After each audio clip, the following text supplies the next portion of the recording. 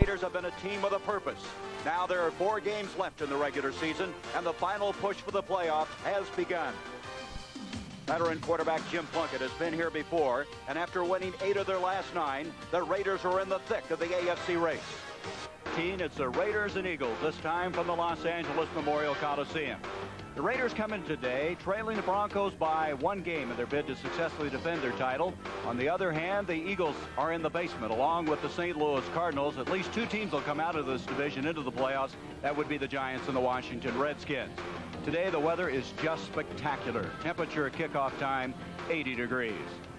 Hi everybody, I'm Gary Bender along with the coach Hank Stram. And Hank, the Raiders started out, they were 0-3. I think the Broncos had left them for dead, but they've gradually battled their way back in.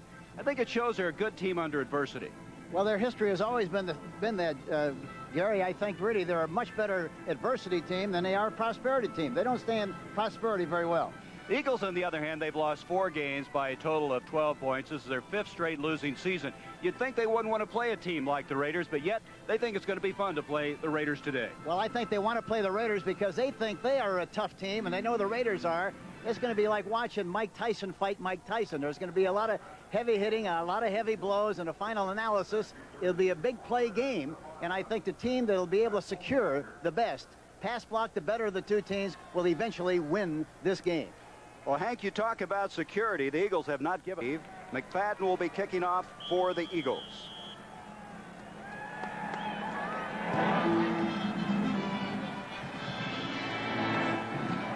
This is Fulton Walker, number 41, bringing it out to the 20 to the 25-yard line, and Los Angeles will set it up there.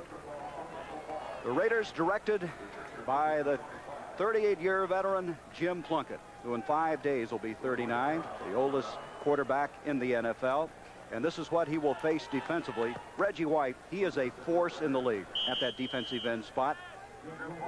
The linebacking Gary Cobb, who played here in the Coliseum for the Trojans of USC. And Roynell Young, in the estimation of Buddy Ryan, the best he's been around in his years in the NFL. He's been playing superbly.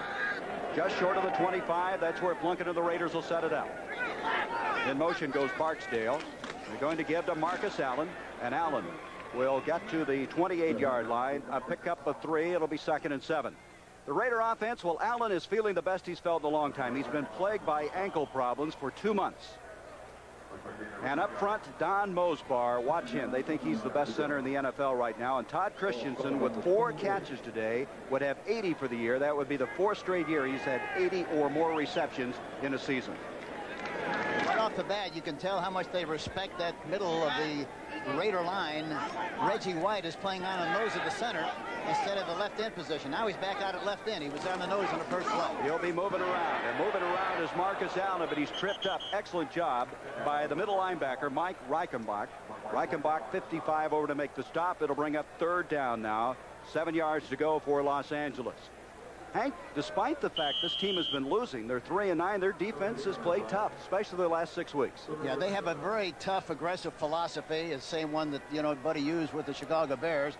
And I guarantee you, everybody that plays them have a lot of respect for the way they're playing defensively. They're getting better offensively, but this is a young team they'll have to contend with in the future. Buddy Ryan's team now has the Raiders to a 3rd and 7. In motion comes Barksdale. Plunkett. Protection is there. A flag on the play. And he overshoots Marcus Allen at the 40-yard line, but a penalty flag thrown at the line of scrimmage. And that's the kind of a game we're going to see here, Gary. We're going to see a lot of big play opportunities. Punt all that well a week ago Thursday. He had a 28 and a 7-yarder. We'll punt to this man, Greg Garrity. The veteran hit it, but not exceptionally well. Garrity, having some traffic and trouble, comes up with it. There's a penalty flag thrown. Garrity had people flying by. Good concentration on his part after a 35-yard punt. You know, you mentioned Ray Guy. I don't think he's kicking quite as aggressively as he used to in the past. I don't think he's bringing his leg up nearly as high as he used to. It used to come way up above his head. It still comes up high, but not as high as it used to be, and I think really that's the difference. That time, of course, he didn't have much of a chance. Number 33. For the first time, and here's an exciting player, Randall Cunningham, 2nd-year man out of University of Nevada, Las Vegas. Sends in motion. The tight end Spagnola, junior Tonto Latasi, starting in place of the rookie Keith Byers, picks up a yard, and that's all. Let's look now at the Raiders defensively. Howie Long is back after a 2-game absence, and they are concerned where he lines up. He'll move all along that defensive line. Jerry Robinson playing against his former teammates, traded a year ago to the Raiders from Philadelphia. And back deep, Mike Haynes. The Eagles talked about him all day yesterday. They said he's like a shadow out there. He's such a great technician at that defensive back spot. And talking about a shadow, you're going to have somebody shadowing Cunningham most of the afternoon because he's a runner. Problems with the snap. Cunningham has to get on top of it. He and Matt Darwin, one of the many young players up front in this offensive line, not making the connection. Let's look at the rest of this Eagle offense. We mentioned Darwin. He's a rookie. Baker is the only veteran up front, the only guy that started every game at an offensive line spot. 3rd down 10 for the Eagles. Cunningham, the blitz. He is buried. That's Jeff Barnes, 56. And that is the lack of protection security, Coach, you were talking about. That's right. And that time Howie Long was lined up on the nose of the center, and they think they can do some business against Darwin, their center. And he got good penetration, too, talking about Howie Long, number 75. And their defense takes on a different personality completely when he's in the game. Plus the fact they use him at left end, left tackle, and nose man. He plays all 5 positions at different times during the course of the game. Coach, they did some business there. Fulton Walker will go back to receive the punt from John Telchik. Walker, who for so many years did an outstanding job for Don Shula and the Miami Dolphins. Not an exceptionally high kick. To the 30-yard line comes Walker. 35, 40, 45, 50. He's to the 40 of the Eagles. The 30. He may go all the way. School is out. Down. Fulton Walker.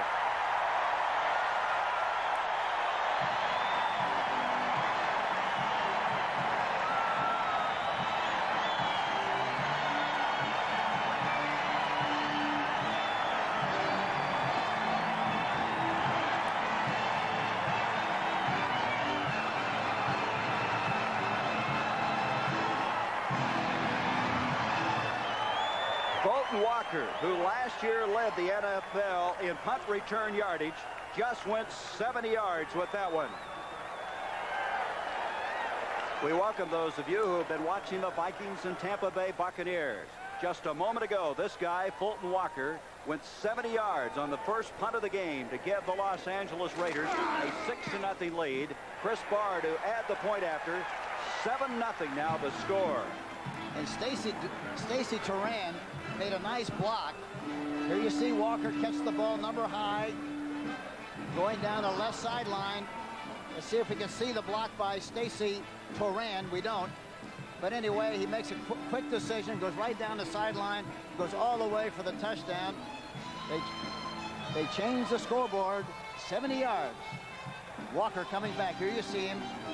There you see a block by, there you saw it on the left corner of your picture, Stacy Turan making a key block. But here's Fulton Walker coming down the sideline with the ball in the wrong arm, but it doesn't make any difference. It's good for distance. I was going to say, they're going to give him 6 points anyway, right? That's right. Doesn't matter. You know what was interesting about that play, Coach, was it was a low kick, and it gave Walker time to get up the field. It was on a trolley line, no question about it. It was a low kick, a frozen rope, and anytime you get one like that, you've always got a chance to get back there and make a big play, and they certainly took advantage of the situation there. Well, Buddy Ryan says every week we have found a different way to lose, and I'm sure he didn't like what just developed in front of him. That is the longest return by a Raider since '84 when Cleo Montgomery went 69 yards on a punt return against the Detroit Lions. So 7-0. And Hank, when you're not winning, when you're 3-9, you've lost 4 in a row by a total of 12. You don't need this kind of adversity early. Well, no, and it's tough to play catch-up football against a team like the Raiders because they're so good defensively. They slacked a little bit without Howie Long, but he's back in the lineup. It'll be interesting to see what happens from here on in the rest of the afternoon. But they put a lot of pressure on it. Kicking off is Barr. Catalatasi will be bringing it out for the Eagles. He'll get to the 18-yard line, and that's all. And so Philadelphia will have the football for the second time. The excitement of a professional athlete. He talked really like a young high school kid playing in the first big game. He is a scary football player. He can cause a lot of problems. But right now his team trailing 7-0. Cunningham trying to get something started. Tries to hit Kenny Jackson. And at the 30-yard line, it's incomplete because Lester Hayes, who is as physical as any cornerback in the NFL, over there and made sure that connection was not made. He loves the challenge of one-on-one bump and run defense. Lester Hayes, number 37. And he said yesterday at practice, he said, you know, trying to get a shot at a receiver coming off the line of scrimmage, I try to hit him with a good shot on his left arm with my right hand, and then watch his eyes and watch his hands as far as coverage is concerned. You can see his next interception will tie Willie Brown, the Hall of Famer. This time, nothing developing. Tatalatasi is swarmed for a loss inside the 15-yard line. Great reaction by Bill Pickell, the nose guard. And Hank, you said it very well. They just come after you, especially when they get a lead. Oh, they really do, and they're so aggressive, and a lot of people say they intimidate you, and they do a lot of teams. The one thing that Buddy Ryan felt coming into the game, I just want this young team to be tough and stand up and fight them. What happens, you know, we naturally want to win the game, but we want to fight them and react to the fight, and it's going to be interesting to see how they respond to that challenge this afternoon physically. Right now, they're on the ropes a little bit. Third down coming up, long yardage, 3rd and 13. Cunningham with good protection, excellent protection. Up the field, and the catch is almost made by Jackson. Lester Hayes is there again. Twice now, Hayes has been on top of Jackson, that time preventing a long completion from Cunningham to Jackson. Here's Jackson coming off the line of scrimmage, 81. He doesn't get a bump. Lester Hayes, he's just running with him. He's watching him. Now he takes a peek for the ball, which he doesn't do very often, and he loses a step, and the ball's right up on top, and it looked like it should have been caught. It came right over the top, but Lester Hayes made contact right about the time he was making the catch, and gets his right hand a little bit close to his neck, and he drops the ball. I think he obstructed his vision with that hand reaching out there. I think he did, yeah. Lester Hayes, who's 15 pounds lighter than a year ago, able to run with him on that play. Here's the punt now by Telchik. Big rush. He got it high. Here's Fulton Walker. What if he's caught his breath after the last punt return? He will fair catch the ball at the 38-yard line. A 47-yard punt that time by Telchik. So for a second week in a row, Philadelphia's given up a long punt. Getting better, too. They're doing something, too. With all those losses, they're hanging in there. Skins putting some pressure on the Giants, who play tomorrow night against San Francisco. First down now at the 38-yard line. Jim Plunkett setting up with the good protection. Near side, and Barksdale, Rod Barksdale, can't hang on. So the big play of this game, for those of you who joined us early or late in this game, was this play by Fulton Walker. And the key really is how decisive he was. He made a move. He got a good block in advance by Stacy Turan, number 30. But he goes all the way for the touchdown. And they go ahead after the extra point, 7-0. Longest Raider return since 1984. And there he is, Fulton Walker, out of West Virginia. Standing punt returner for the Dolphins and now for the Raiders. Second down 10 now for Los Angeles. And Reggie White is playing on the nose of the center to kind of fortify that inside and take care of Mosbar. And they do a good job that time. No real estate on the play. No real estate because Gary Cobb, 50, was there, stands him up, drives him back. Cobb playing very well for this Philadelphia team. He was the Sports Illustrated Defensive Player of the Week for his play against Atlanta earlier this year. In that game, he had 4 sacks. Looking at his arms, Hank, use one of your expressions, looks like he has helium in those arms. Yeah, either that or he looks like his legs are hanging out of his sleeves. He was pumped up. He was a weightlifter of the year 3 different times when he was at the Detroit Lions. He said he went over to the Philly station the other day, got a valve sewn on him, and pumped him up a little bit. Third down now. 10 yards to go. Plunkett's going to go down. Good pressure put on. And they're going to be blown dead. The ball getting loose at the 30-yard line. That was Reggie White, the man that the Raiders were so concerned about. White with 8 sacks coming into this game. You know, they talk about Howie Long. They think this is the next Howie Long in Reggie White season. So it brings up a 4th down. Ray Guy will punt for the second time. 9:31 to go in this first quarter. 7-0 Los Angeles. This time Guy hits it high. Greg Garrity at the 27. And he does a very good job across the 40 to the 43-yard line before Lyndon King, the former San Diego Charger, over to make the stop. 44-yard punt, an 18-yard return, and the Eagles will have it for the They're now going to 7-6 with that victory. First down now. And they're going to bump and run on the outside. No, they're going to run the ball instead. Well, they're going to try to run it. Let's put it that way. Yeah, they ran the counter play that time with the off guard and off tackle pulling on the play. They got penetration, and that's the one thing that kills that play is penetration. the Raiders got penetration that time, and for that reason lost some yardage on the play. But I think, Gary, that any time you have bump and run, meaning that the outside receivers are covered on the line of scrimmage, you've got to take a chance of going up on top for the big play. You might make the reception, plus the fact that you might get pass interference, but you got to take advantage of the big play opportunities. They didn't on the last play. That was Millen and Jerry Robinson who stuffed it for a yard loss. Second down, 11. Here's Cunningham. The protection is there. A bullet. It's caught, but they're not going to make very much yardage on that one. Todd made the catch, but instantly going over there was Jerry Robinson, as the Raiders sniffing that one out very well. And boy, that ball was thrown hard that time. It's, I think, a remarkable Todd Latasi was able to hang on to it. Yeah, I think that's true, and plus the fact that I think Todd Latasi that time was running an option pattern, meaning that he has the option of going outside or inside on the linebacker. In this particular case, Jerry Robinson, number 57, but the ball was thrown right on the money, and he didn't have a chance to do much at all except protect himself and catch it. Third down now, 10 yards to go. Two wideouts to the near side. Jackson along with Mike Quick. That's Quick, 82, in motion. Cunningham's in trouble, and he knew it. Howie Long was there. Also getting there was Stacy Toran, the strong safety. That's the second sack now by the Raiders.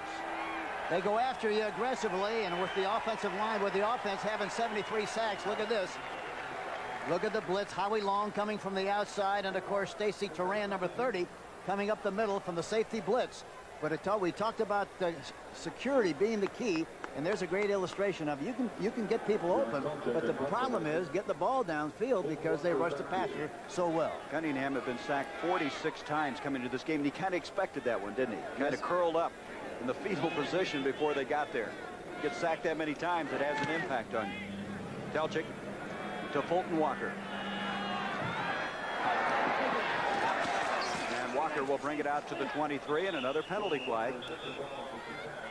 53-yard punt. Callum from Navy, who has a very busy schedule right now, playing for the Raiders and also serving for the United States Navy. Begins at 4:20 in the morning with a wake-up call.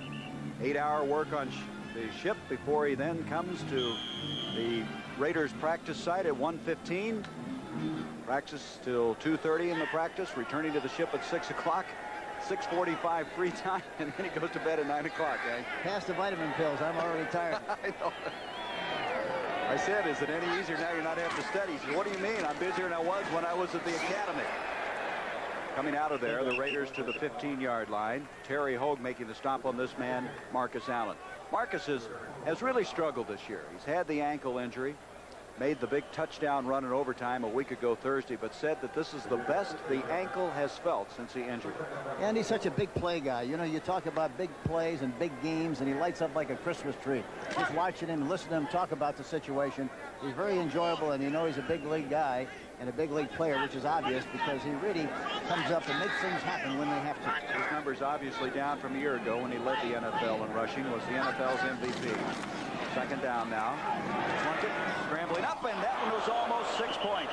Seth Joyner, number 59, the rookie out of the University of Texas, El Paso, and he had an easy 6 if he could have held on. There was nobody between him and the goal line.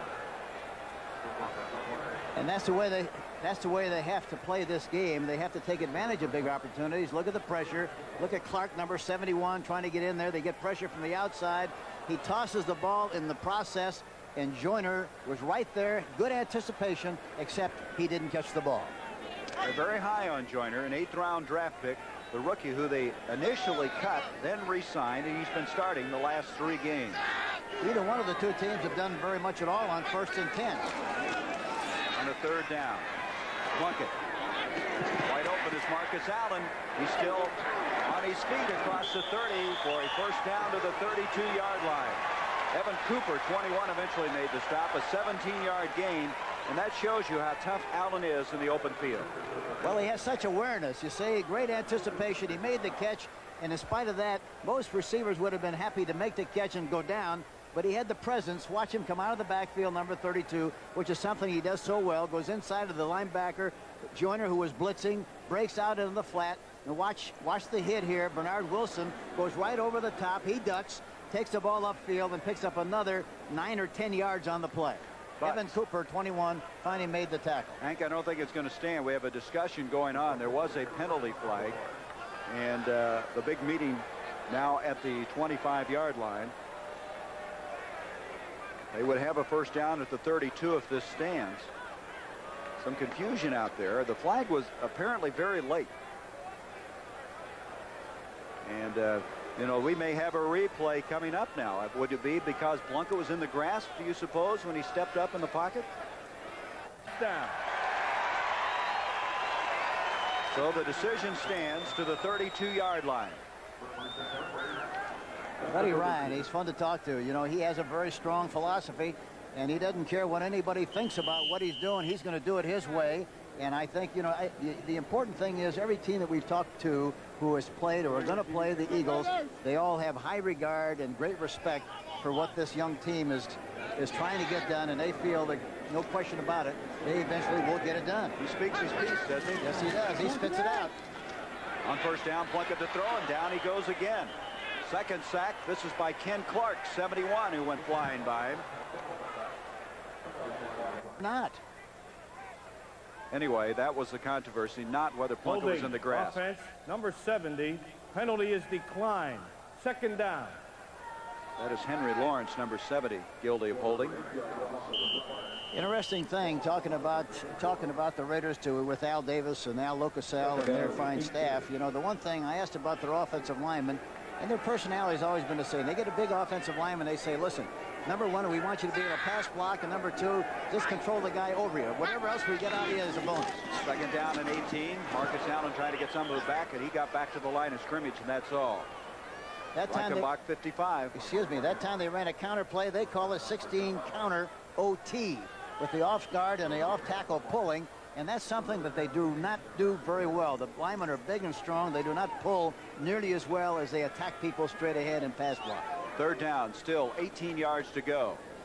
Not a lot of offense in this game. That pass completion to Allen was the initial first down of the game. Well, I mentioned earlier, this is a feast or famine kind of a game for both teams. They're going to look bad on some plays, and then they're going to make some big plays. But anytime you play as aggressively defensively, these two teams play. That's kind of a game it's going to be. At the 4:50 mark, Plunkett too tall for Frank Hawkins, the fullback. He cannot hang on. It'll bring up fourth down. Let's go to New York. The Bears beat the Eagles in overtime earlier this year, so they showing that they can win the tight ones. That's the big difference when you have a great year. You win the close games, and the average years you lose a close game. With that victory now, they will clinch the NFC Central Division.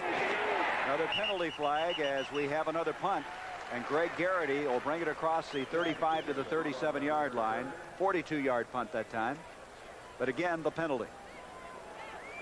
I don't think we can punt the football, Coach. Looking for some offense. They've had the football 3 times, 3 plays and punted. They have a minus 17 yards in total offense thus far. They ought to try to go right up on top here right now. They got one-on-one coverage.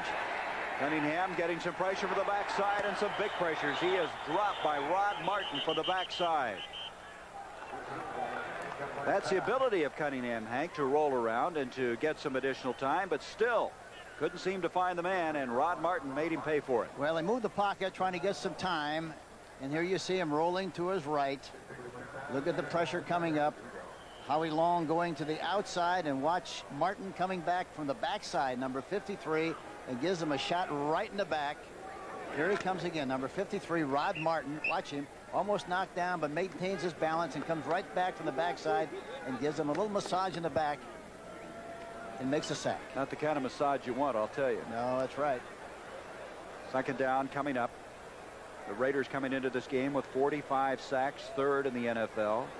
32 of them by the defensive line. They had 4 in that last game against San Diego, and we're having another replay. You know, I think the other thing when you play against the Raiders, I think to make sure that you have maximum security and maximum protection, you're looking at the replay again to make a decision on what happened, on whether it was a forward pass or a fumble. Jim Gardy is the official in charge of the replay. Now, whether or not they ruling that was an incomplete pass or a fumble or on that last tackle, we'll wait and see. After review, the play stands as called. Second down. As an incomplete out, the verdict stands. It's second down, 10 yards to go. Now they got bump and run again. See, they got to keep both backs in and the tight end and make sure they have security. Cunningham with a little There security, he goes. and he's got it over the top. Mike Quick has got it. Quick to the 5. He is going to take it in, but there's a penalty flag. Howie Long, number 75, was offside on the play. Number 75, Howie Long. Mike Quick, the big play performer who led the NFC in receiving yardage a year ago, just latched onto one for 62 yards. Defense is in the neutral zone. A penalty will be declined. It's a touchdown. Howie Long, 75, would jump prematurely. And, of course, there you go again. That's what they have to do. Here it is, bump and run against the corner, Lester Hayes. And he got faked out coming off the ball, got a step behind from the very beginning. He's looking for the ball way sooner than he wants to, and it's all over. It's the Bye-Bye Blues touchdown. The Bye-Bye Blues. That's a hit tune this year, right? I think it is. Mike Quick, by the way, had Or a it will 70. He had a 75-yarder earlier this year against the Giants. This a 62-yard completion. And you talked about this game being feast or famine. We've certainly seen that, Hank, in this early going. 70-yard punt return and now a 62-yard pass reception. That's what it's going to be. And there again, he had protection that time. And again, as I mentioned earlier, you know, as long as you got two outside receivers, one-on-one, bump and run, you might as well keep everybody else in to make sure you get a chance to throw the home run. They did that time, and they got a touchdown, a beautiful 62-yard touchdown run catch by Mike Quick, number 82. Two-play drive. It took 16 seconds. McFadden to attempt the point after. Telchik to hold. 4:18 to go in this first quarter. And McFadden has tied the game up. We're at 7 apiece. A game with no unusual first quarter of play. It's 7-7. Two big plays, two touchdowns with 4:18 left to go. Walker's 70-yard punt return, and just a moment ago, Mike Quick, 62 yards on the receiving end of a pass from Randall Cunningham, and that's where we stand right now. Coach, you had this one nailed. Security, feast or famine, big plays, and it's all happened here in the first quarter. Well, it's going to continue to be that kind of a game now, especially with the Eagles getting a little confidence in what they were trying to get done. It'll be interesting from here on in. Devon Adams going to bring it out for the Raiders to the 30. Well, let's go back for some of you who joined. It is. He was playing outside of Quick on the bump and run, which means he should have had help on the inside, but there was nobody there. That was their initial first down of the game, too. Here is Allen. Can't locate that pass, and it goes incomplete. So 7-7. That's where we stand right now. Off-season. Yeah, and he said the great thing about the running, he said it helps his agility a great deal, and he's able to move from side to side. He doesn't want to run, but he just wants to get away from some of the pressure. So far, he hasn't been able to do that very well. He's 1 of 6 in passing for 16 yards, and Allen is not finding any running room as well because Reggie White was there, number 92. Well, we talked about the NFC, but the AFC picture, you can see now how jammed up it is. New England, Denver, of course, playing right now at this moment against Cincinnati. Very big game as far as the AFC playoff picture is concerned. The Jets losing again today to the Rams, and the Raiders and Cleveland, of course, right now even with Cincinnati. So it's very close to call. No, nothing happening yet to have a determination who's going where. Yeah, it's really a jump ball situation. Third down now, 10 yards to go. Plunkett over the middle. Allen can't get there and almost intercepted. Terry Hogue, number 34, almost came up with it, and Plunkett has really been off target thus far. I think maybe he was a little surprised that he had that much time. And usually he doesn't miss that kind of a play. Look at Reggie White on the nose of the center going to the outside where it opens up the middle. And I think what he's trying to do is he's trying to drop the ball over the top of the linebacker, or in that particular case, I think it was Andre Waters, a strong safety, and threw it up there a little bit too high and too long. So the Eagles are going to get the football. Coming in will be Ray Guy to punt. 3:18 to go in this first quarter. 7-all. And Cleveland, by the way, defeated Houston today. And that was an overtime game. So 2 overtime games today. The Bears winning theirs in overtime. Here's Garrity back. Garrity doesn't have great speed. He doesn't have 4.4 speed, but he's got 4.4 hands. He catches the ball really well. The former Penn State standout who played on that national championship team. Up to the 30. Leads his way to the 35. 40. Look out. Here he goes. There's nobody that can catch him. Garrity is going to take it all the way for the touchdown. 76 yards. You know what's great about him? He's got great eyes. I started to touch on that. He doesn't have blazing speed. He's got quickness. He's got great hands and good eyes. And that time he ran right through the revolving door and came out the other end and went all the way for the touchdown. Beautiful run by Garrity.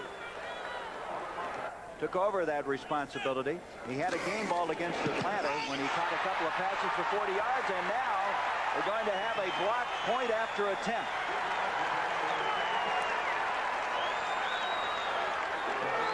Good pressure coming up the middle that time.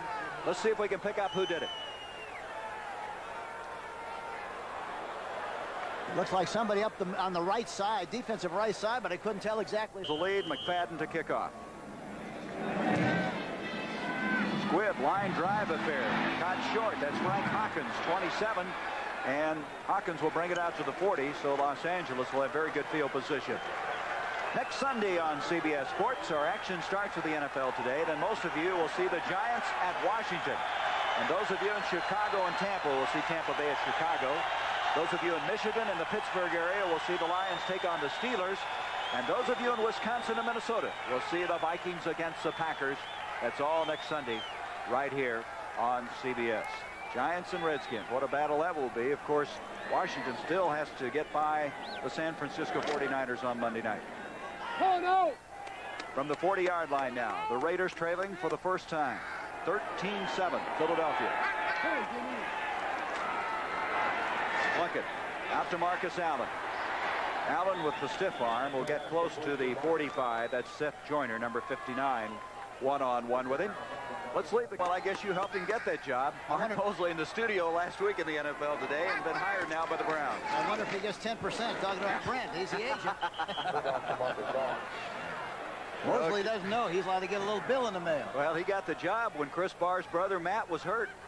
Matt shaken up, covering a kickoff, and as an end result now, Mark Mosley's got a job, and what a job he's done today. 3rd down 7 coming up. Really great to see that because he's such a great kid and still an outstanding kicker. To be provided with an opportunity to kick again, it's great. Hank, we have now officially been told that Matt Millen was the guy that blocked the point after. Very difficult to pick it out, but officially that he'll be credited with that. They had to call the bench down there and ask who actually blocked it. 3rd down now. Here's a blitz. And Plunkett in trouble throwing off his back foot, but coming up with the ball. Fine catch is made by Dokie Williams. There is another penalty flag. That would be enough for the first down if it stands. Hank, the thing you got to do is get your yard pickup, and the penalties against Philadelphia. Holding defense number 50. The penalty will be declined. It's 1st down. Gary Cobb, number 50, holding on the play. Watch him on the left part of your screen. He's got the hook. He held him, grabbed his left arm. I think in the process of trying to cover Todd Christensen, number 46. Boy, he explodes off the line of scrimmage. You need a hook to hold him. Well, the other thing's unusual. The Eagle philosophy, they'll cover a tight end with a linebacker instead of defensive backs. Marcus Allen hits off the right-hand side. Ball and a little fight going on now. Number 43 is Roynell Young for Philadelphia, and he's wrapped up with one of the Raiders. I tell you what, the Raiders are a tough team. I think we asked Tom Flores how he looks at him. He feels like we're warriors attacking all the time, and teams come in here and they try to meet that aggressiveness, and this happens sometimes. And I think it's a bad thing to do against the Raiders. I think you really got to keep your cool because they want you to start a fight. They want you to get involved in a physical reaction and physical action of some kind, and you're going to make an action by 85 on the defense and 20 on the 85 on the offense and 20 on the defense. It happened during the dead ball period. It's 2nd down. They offset. So it's Dokie Williams and Andre Waters that got into this. Dokie Williams, 85, and Andre Waters. There's a taffy pull right there. They're both yanking at each other. Either one of them never. They're trying to make a pin there that time. Not doing much good. Not much leverage on that drop. It wouldn't be very good in the ring. I'm sorry, that's not Waters though. No, 43. That's Roynell Young. Yep, that was not Waters. They had the wrong number. Here is Plunkett throwing, and very fine play by Terry Hoke, 34. There's quite a story, Terry Hoke breaking that up. The Saints let him go. They put him on waivers. He was the finest defensive back that Georgia ever had as far as Coach Vince Dooley. Good players for the New Orleans Saints, and they got him for zip. So Hogue, a sure tackler. In fact, the Raiders pointed out that was the thing that impressed him the most about him. Broke that one up, and it brings up a 3rd down. 3rd down, 8 yards to go. Plunkett has time, but nobody open. Good coverage. He's looking for Christensen, the tight end. He had double coverage on him. Nothing developed. 7-7 was our score, and then it was 13-7 the Eagles, and they had a point after block, which obviously could be very important as this game wears on. Here's Ray Guy with the punt, angling for the corner, and he did it. Oh, a sensational punt at the 4-yard line. 42 yards, strategically placed by the veteran of 14 years in the National Football League. Well, we talked about Napoleon McCallum. Yes. I got excited just listening talk about the Army-Navy game. Really and truly, it was exciting to see the enthusiasm that he had about the game. They're going to have to start this drive from the 4. Anthony Toney, the rookie from Texas A&M, gets a little operating room, gets it out to the 7-yard line. Toney getting his first starting call last week. He began the year on injured reserve because of a severe ankle problem, but played well last week, caught 5 passes, and he's one of those young players that Buddy Ryan is building his future on.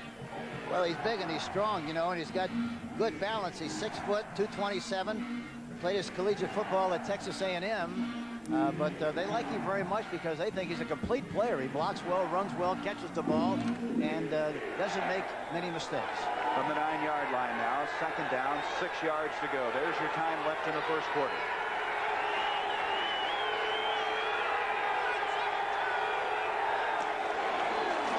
Cunningham, and miscommunications there.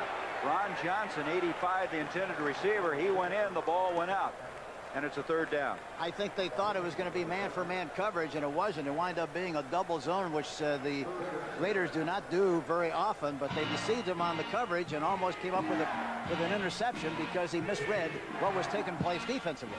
Ron Johnson was activated for this game. He was a very fine player in the Canadian Football League. So 3rd down and 6 now for Philadelphia. Line of scrimmage just short of the 9. Here is Cunningham. Raiders talking about how tough he is. They think that comes from some of the good bloodlines of his brother Sam the Bam Cunningham. We might see a pick and go here if they get the right. No, they're not. 3rd and 6. He's in trouble. He got out of it.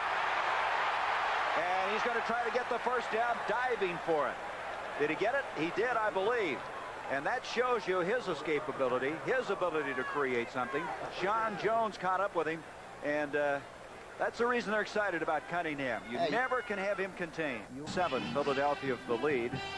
Line of scrimmage will be the 15-yard line. We've had a lot of replays. We've had a lot of penalties. And Hank, this game, the sun may set over the ocean here to the west of us before this one's over. I got a little news for you. We're probably going to need a miner's cap before this thing's over.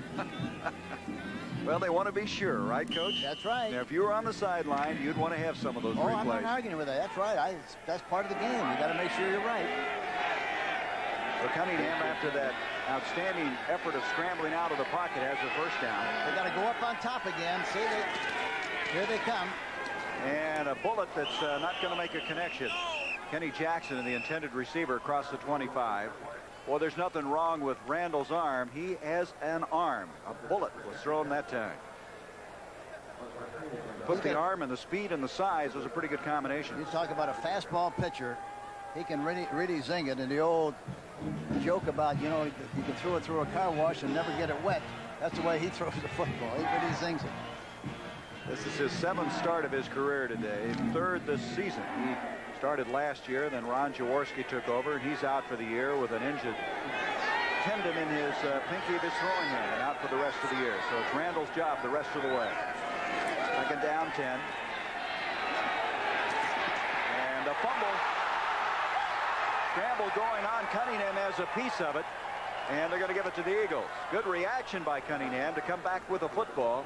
It'll bring up a 3rd down. I'll tell you another thing. You don't see many quarterbacks going to jump in there and try to get possession of the ball in the bottom of the heap like he did that last time. Look at Jones, coming from the outside. Toney gets a piece of him, but he gets penetration, knocks the ball loose, and watch it pop out of there. And watch Cunningham, watch him come in after the ball and grabs it and snares it and grabs it, maintains control of it. Nothing wrong with his courage. That's right. 3rd and 15 now from the 10-yard line. But they're still backed up in a very difficult situation. I think the other thing they have to do, they have to change the rhythm of the count often enough and go on quick counts so they can't keep changing the coverage. Broken up. Interior of the line, that big line up front. Bill Pickel, I believe. He is 6'5". Sean Jones is 6'7", and Howie Long 6'5", and they get the hands up. Well, here's an update. As we mentioned, the Bears winning in overtime. The Redskins winning. The Rams winning. The Giants playing Monday night against the 49ers. And Washington, Chicago will pull it out today in the overtime. Kevin Butler with a field goal. And here now is Telchik to punt again. This kid's a great athlete, Telchik is. You better hurry this one. He got it off. A low kick. Fulton Walker to the 40, and he'll be dropped there. Telchik fortunate to get that one away. He got a 44-yard punt out of it. 14-yard return because it was kicked so low. Dave Little was down to make the stop for the Eagles.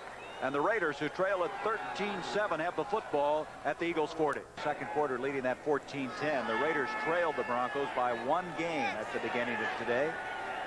Jim Plunkett and his team with the best field position to start any drive thus far. Plunkett does not make the connection. That is Jesse Hester, number 84, the intended receiver.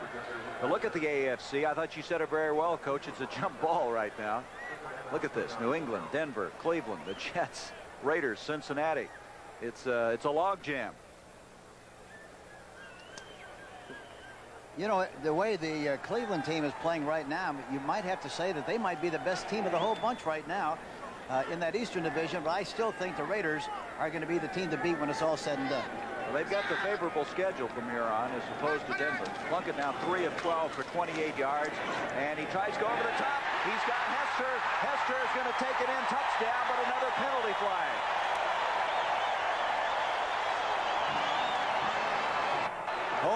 Holding against the Raiders. But there again, there's a great illustration. One big play, one big bomb. It looked like it was on Henry Lawrence, the right tackle, number 70, holding on the play. But it was a crossing pattern with Jesse Hester coming all the way across the field. And Roynell Young was covering on the play. And I think what happened, they got Roynell Young in the slot. He doesn't cover nearly as well. Holding, 1 for 1. Offense, number 70. 10 yards, second down. There's a second holding penalty for Lawrence. Watch Henry Lawrence, number 70. There you see, see him grab. Boy, he was in trouble, wasn't he? Yes, he was backpedaling. He was falling down. Hank, explain that a little more. Why would it be harder for Young to cover a man in the slot? Well, Young, see, when he's on a corner, he plays an inside position, so the receiver's only got one way to go. When he's in a slot formation, he's playing him in a position where he can go either right or left, and he had to chase him all the way across the field that time, and it's tough. There he goes. Almost, but not quite. Marcus Allen, the intended receiver on that, and it's going to bring up. He came in here with 30 catches for the year, and Plunkett, who's had 1 touchdown called back by penalty, and now has had another pass drop, not getting the support he'd like to have. Third down, 20. Plunkett going deep again, and this time it's covered very well. Seal over there defending. 1 for 1 coverage. Fourth down and 20. Guy to punt from the 35-yard line. Both teams now have had the big plays. And right now the Eagles have the better of it. 13-7. Guy trying to punt it out of bounds again in the corner, and where are they going to mark this one? Still walking out to the 10, and he's done a good job on 2 occasions. You know, you wonder, people watching Guy kick, you wonder why a right-footed kicker would try to kick the ball out of bounds to his left. Obviously, the reason being that if he kicks the ball out of bounds to his left and it slides off the outside of his foot, it goes right down the middle of the field and there's no harm done. If he tries to kick it out of bounds on the right side and it slides off, it winds up being a bad kick. That's why they go left. Down pass. All began on a Fulton Walker return. Then they came back with a quick touchdown, and then Garrity from 76 yards. And that's where we stand right now after the last punt. Eagles trying to get some maneuvering ability, coming out to the 10. Anthony Toney bringing it out to the 10-yard line. Here's the first score of the ball game. Fulton Walker. They had another one later then by Garrity that looked almost like that one. See, I don't know why they don't go at a quick count before the defense changes and try to go up on top and try to lick that 1-for-1 coverage more than they have. Here they go. Here they go. 2nd and 5. Cunningham, and Haynes had inside coverage all the way. There's a penalty flag at the line of scrimmage. Haynes, who is such a technician, who seemingly just reads every move you're going to make, had that one covered all the way. Going to be holding against Philadelphia. This young line for Philadelphia, only one veteran up front. It's had so many different combinations due to injuries, due to changes that Buddy Ryan has made, and they have the dubious distinction of giving up an NFL record number of sacks. But Ryan feels that up front, those young guys are eventually going to get the job done. Believes in it strongly, and I think basically the players believe in it very strongly, and for that reason, it's going to go. Been a lot of adjusting going on, hasn't it, Hank? And it's going to be, in a final analysis, it's going to be a game of, you know, what kind of people do you get? People are the difference. 3rd and 6. Cunningham is trying to pick up the first down, and that's Tony. I don't believe he got far enough the field to make it. He's going to be a yard short. Tony made the grab, but he's going to be a yard short of the first down. Good coverage that time by the Raiders. Robinson and Toran denying him the first down. You know, this is common, like playing an inter-squad game. Telchik, the punt from the goal line. It's not an exceptionally good punt, and it's not going to take an eagle bounce. And so Philadelphia will ground the ball at their own 43-yard line. They did not get a break on that one. Ends up being a 27-yard punt by Telchik. Security. Who can give their particular quarterback that security back there? Who can block those knockout shots? First down now for the Raiders. Marcus Allen coming off the left-hand side will make it to the 35-yard line. Andre Waters, number 20, made the stop. Oh, we showed you Fulton Walker. Now let's show you the second touchdown pass for the Philadelphia Eagles. 2nd down and 3. Frank Hawkins, the fullback, trying to get the first down yardage. Terry Hogue was over there first to make the stop, and then the third big. Yeah, they say he's the glue that keeps it together, plus the fact that he's very bright, knows how to pick up blitzes and all the people that are coming usually to try to stop Plunkett, but he's very good at that. Plunkett trying to make a connection, and they will not, as that time Dokie Williams not able to hang on. I think it'll be ruled incomplete. A battle going on. Now wait a minute, they are going to rule a completion and a fumble on that, Hank. I didn't think Williams had it long enough. Let's look at it again. You got to have both feet on the ground and have possession. Let's see what he does. He stops in front of Roynell Young. The ball is thrown right at the number, and the ball, it was popped. He caught it, and it popped out of there, but after the ball was completed, evidently that's what they call. That's exactly what they call. And that's what should have been called. A good call on the part of the officials. So Dokie Williams, we can maybe pick up this side, how it was popped out of there. Yeah, watch it now. He comes right over the top. He's got very long arms, Roynell Young has, and he knocks the ball loose, but it was already caught. He had possession. He had possession, and both feet were. They're going to play it on the replay. Let's see what they decide happened. This is the 4th replay we've had in this first half. He set a record today for replays. What is a record? You know, for a game? I'm afraid to ask. Look at this, Atlanta beating up on Miami. Marcus Allen has the first down across the 20 to the 19-yard line. 10:20 left to go in this first half of play. A very peculiar game, but as Hank Stram called it, a game of big plays. A game which both teams trying to provide security for the quarterbacks and having a tough time doing that. Line of scrimmage now the 19. Buddy Ryan deeply involved in the game because he calls the defenses. A lot of head coaches give that responsibility to their coordinators, but he calls the defensive plays. Plunkett on the first down. Looked like he wanted to run. Now scrambling out of there. End zone. It's too long. Intended for Dokie Williams. Now that is the thing that surprises people, Hank, is how well Plunkett can scramble around back there.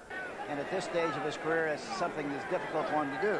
Well, he's had 10 operations in his 16-year career. And very wise quarterback after all that. 2nd and 10. And the ball is dropped by Hester. Plunkett has had some passes on target. Remember earlier Marcus Allen dropped one? This is the 4th drop of the game now. Well, look how well he threw this ball because he threw it with his legs. Look at on the left side, bump and run.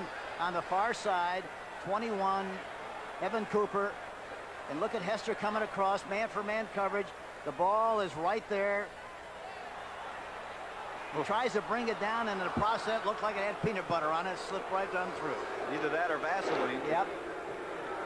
Hester, second-year man out of Florida State. Well, that's 3 big play opportunities that the Raiders have blown. Third down now, 10. And this time nothing develops as they tried to send Allen up the middle, and Dwayne Giles, 53, second-year man from Texas Tech, bulldogged him down, and that'll bring up a 4th down. Kind of an interesting call, wasn't it? Third down and 10, tried to cross him up and didn't fool anybody. No, that's a first, you know, as much as they've thrown the ball, you know, maybe that would have been a good play because they expected to pass and they thought they could get by with a draw play, and they played it perfectly. Chris Barr, who just found out this weekend he passed his bar exam to practice law, will be attempting this one, a 38-yarder. And he passed it the first time. That's really something. It's not easy. 38-yard attempt by Barr.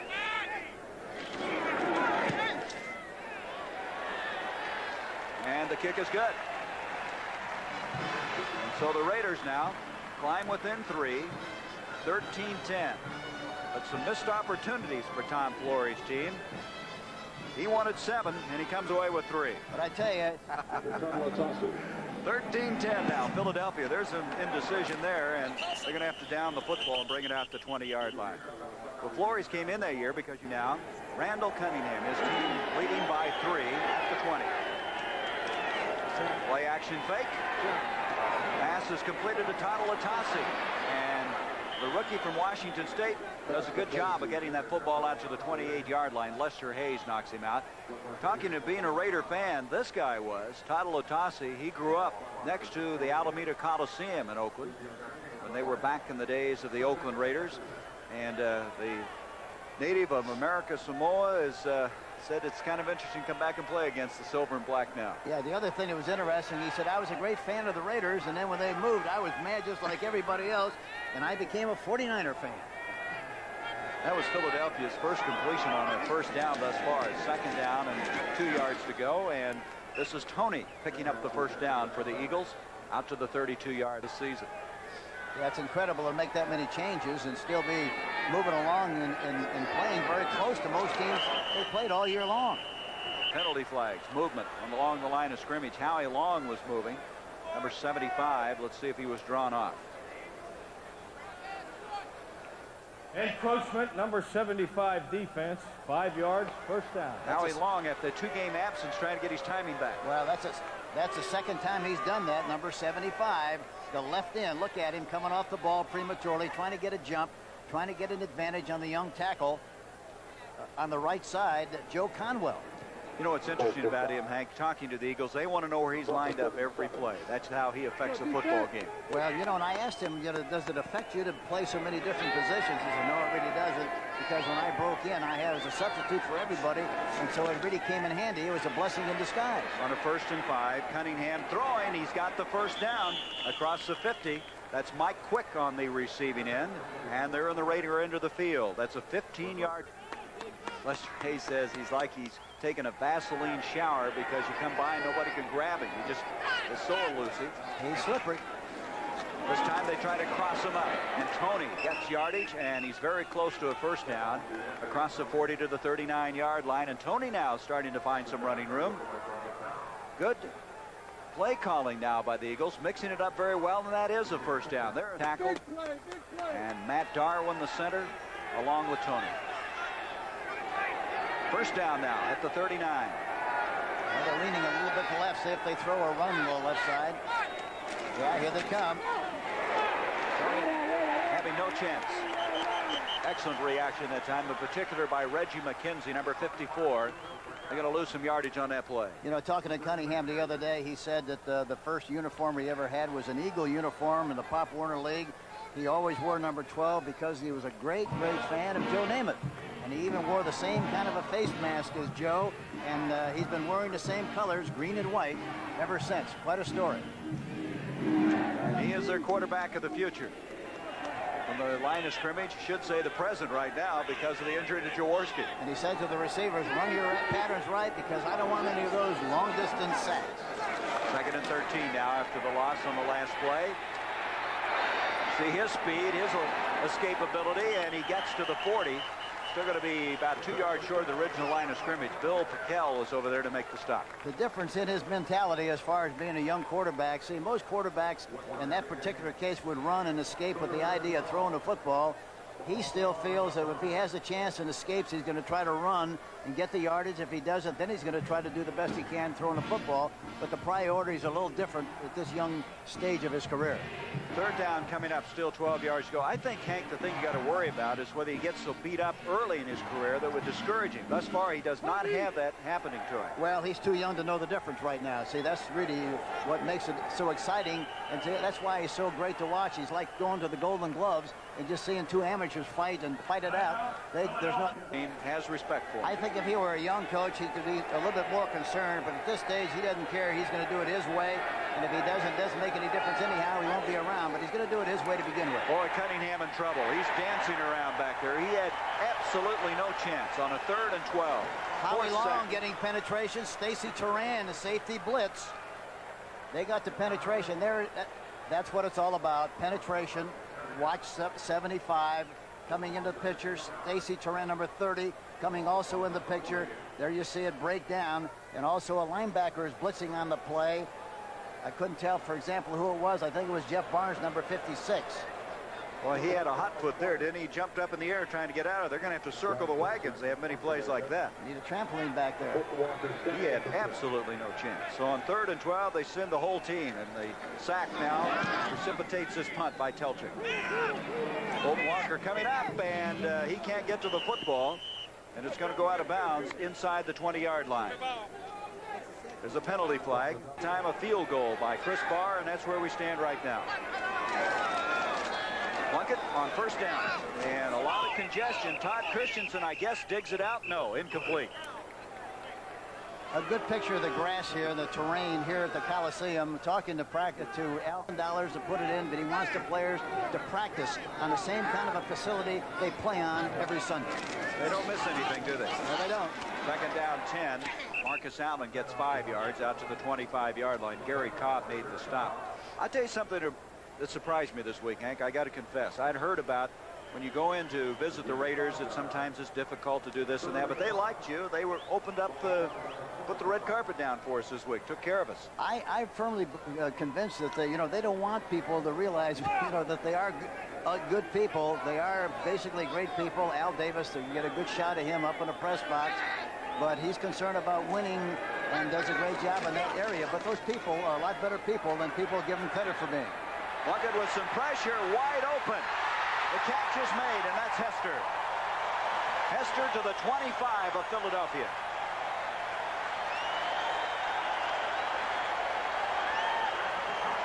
Jesse Hester. Evan Cooper, 21, covering on a play. He escapes a rush, and there you see Hester breaking to the outside. Evan Cooper, number 21, finally making the tackle, but he ran a kind of a post corner and licked him, got it and turned around, and a big play by Jesse Hester, number 84. That's another one of those long shots again. That's right. That's the way it's going to be all afternoon, I guarantee it. 50-yard completion, 2:39 left in the first half. Allen jumps into a slot position, and this one is almost picked off. Very close. The intended receiver, Hester, with Evan Cooper coming back, trying to come up with the interception. You know, that pattern is against they're going to get their receivers hurt running on slant passes, and they do it very, very seldomly. Hester's not very big. He weighs 170 pounds, and Cooper out of Michigan put the hit on him. 2nd down 10. They got to get something to that tight end here sometime soon. There he is. And there he is. Coach, you called it. Todd Christensen. They'd only thrown his direction twice before. He makes this catch. 1st down. Hogue and Waters make the stop. You know, the other thing the Eagles like to do, they like to cover a tight end regardless who he is. They like to cover him with a linebacker. In that particular case, I think they covered him with Andre Waters. But in spite of that, he has such a great burst coming off the line of scrimmage that he's going to make a lot of big plays. We come to the 2-minute warning. Christensen, a powerful team. At the end of the season, you have to start getting better and better and better, and it's almost like you get on a roll. And right now, we're playing well. After an 0-3 start, we had to play well just to survive. And They're doing more in surviving right now. They have a first down to the 14. Marcus Allen to the 10, and he'll get to the 8-yard line before he's knocked out of bounds. Mickey Marvin pulling out and leading on that particular play.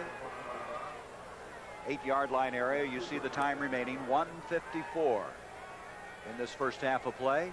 And they call Raiders that, down by 3. excuse me, Gary, they call that play 17 counter OT, which means it's a counter play in the off guard. Mickey Marvin and Henry Lawrence OT, off guard and tackle, pull on the play. Second down, 5. They can get a first and goal just inside the 4. Well, they got a bump and run on Cooper. Evan Cooper on the left side. See if he tries to go up on top. Now they're backing off. They're going to run it again. And Allen will get to the 5. He's just short of a first and goal, it appears. We're to bring up a third down, a yard to go. 3 timeouts left by the Raiders. Overtime games, which they'll update for you. Here we go. Third down, a yard to go. See if they're kind of leaning left. See if they do something left. Now they're coming back over here with a man in motion. That's Hawkins in motion, and Allen straight ahead. It isn't easy as he goes inside the 5-yard line. Alonzo Johnson was first to make the stop for Philadelphia. I can't understand that. You know, Gary, they had a wing back on the left side. They had a definite advantage to the left side. They took the advantage away by bringing the guy in motion and try to run up the middle with a little high diddle play. And now they're going to measure the play. The high deserve to win the game. Well, that's what they're going to do. Here they go. Fourth down. They virtually made nothing on that last play. Now they're leaning to the left side again without the wing back there. Let's see if they do business on the left side. Here they go. Here they go. Allen, and he's not going to get it. What a beautiful play that time. Seth Joyner, 59, the rookie, was waiting on him. And, Coach, that's got to give the Eagles a big lift. Boy, you talk about laying into bushes. Joyner was right there, got penetration going to the left side. See, the last time they had the wing back on that side, they had an advantage. Look at Joyner come across there, and from the backside. He said Joyner's a player, and he certainly proved his mettle there. First down now at the 5. You see the time remaining. Both teams with 2 timeouts remaining in this first half. Tony will try to get outside. Gets to the 8-yard line. Minute 4, and we have. I saw him practice a couple of weeks ago. I went to the University of Miami and went out to watch him practice. I guarantee you, he's everything everybody says he is. He's going to be terrific. Second down now, 7 for the Eagles, and a mishandled snap. Cunningham gets on it. That's twice that's happened, Hank, and I know you have no sympathy for that. You just can't explain why the center and the quarterback can't make an exchange. Well, you know what happened on the play? It was a reverse pivot, see, and I think anytime you reverse pivot, you want to get around there so quickly that sometimes you leave prematurely and you don't get. Well, he has that 4.5 speed, and he showed it there. Here we go now. Third down. Let's make it 7 yards to go. You see the time left. Oh, high snap. And Cunningham fakes it, trying to roll out of there with it. Look at this. This is a remarkable effort as Cunningham has a first down out to the 25. Van McElroy made the stop. Is that athleticism? Well, what happened was, really, that's spontaneity. See, he just blew the play. He's supposed to give it to the halfback, it looks like. And in the process, watch it. It was a high snap. He couldn't get it to him. And he had the presence to keep it, fake the pass, and then take off and run with the ball back to the inside. Look at the moves he makes. And finally tackled by Van McElroy. And it's a first down for the Eagles. You kind of liked that play, didn't you? I mean, that shows you what he can do to you. You think you've got him bobbled up, and all of a sudden, here he comes. Well, that's kind of a recess football play. That's kind of a play we used to run at Lou Wallace during our recess. That's a 16-yard gain. Here's Cunningham double pumping, throwing the near side, and out of bounds with the reception is Mike Quick. Standing athletic move by Randall Cunningham. They're just going to try to throw the ball. Let's see if they try to just throw the ball upfield, try to get a big play, pass interference or something. Instead, they get the incompletion, and we have come to the end of this first half of play. The score, the Eagles 13, the Raiders 10.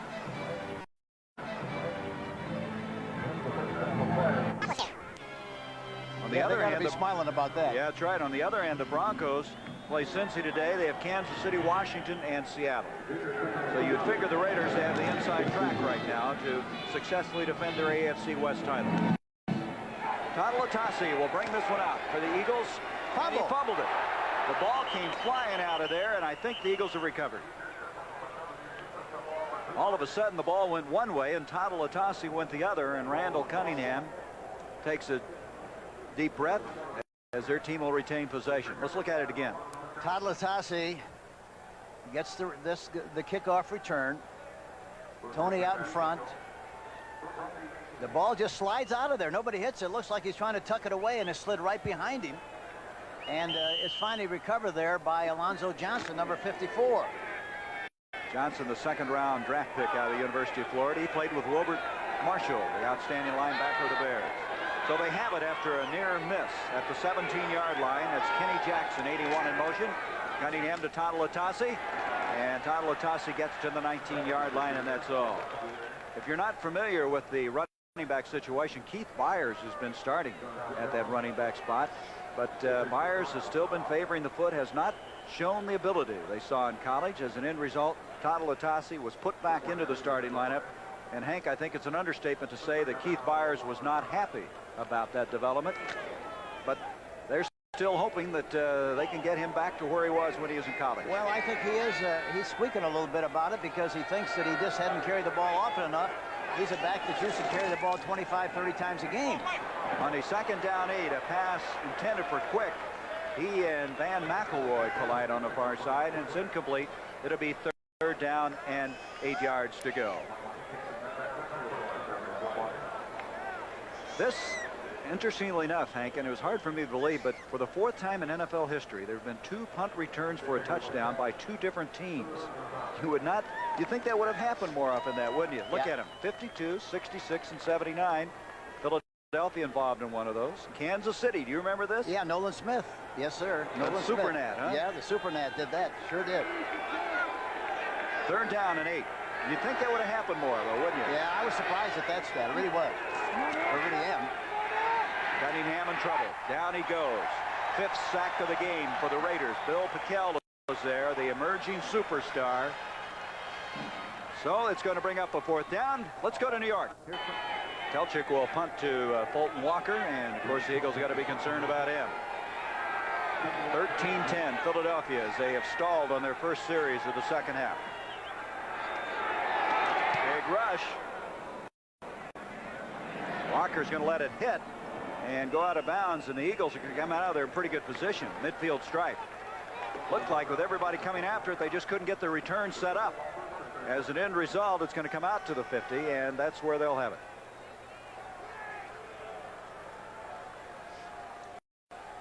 Jim Plunkett coming in.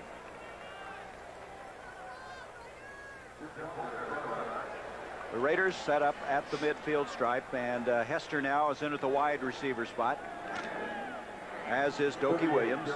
Hester comes to the near side of the field.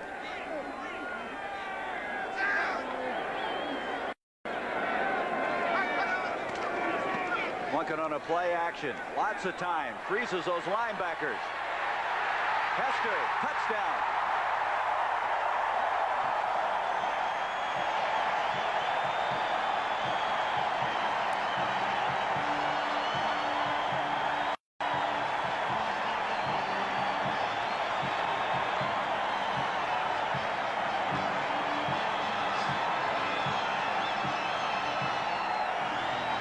Jesse Hester with the touchdown catch of 49 yards. Look, they have a play action fake. It's not a very good one. It's a crossing pattern, and Hester comes all the way across from the left side right down the middle, licks Evan Cooper, number 21, makes the catch right over the shoulder, and a beautiful throw by Jim Plunkett.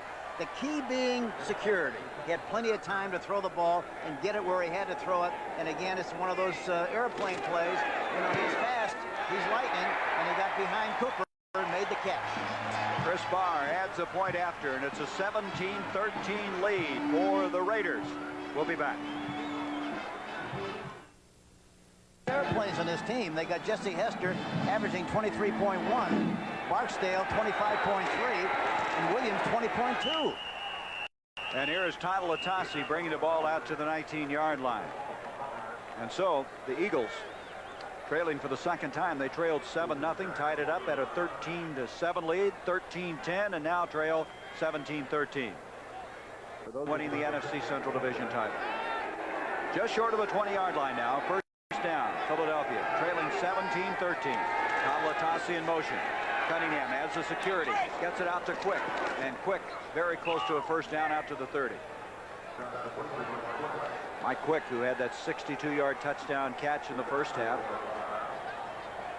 Just short of the there by Van McElroy, number 26. They give him the first down. He did have it just across the 30. First down now for Philadelphia. He has 4 catches for 95 yards in this game. Tough sledding up the middle that time for the Eagles. It'll bring up a second down.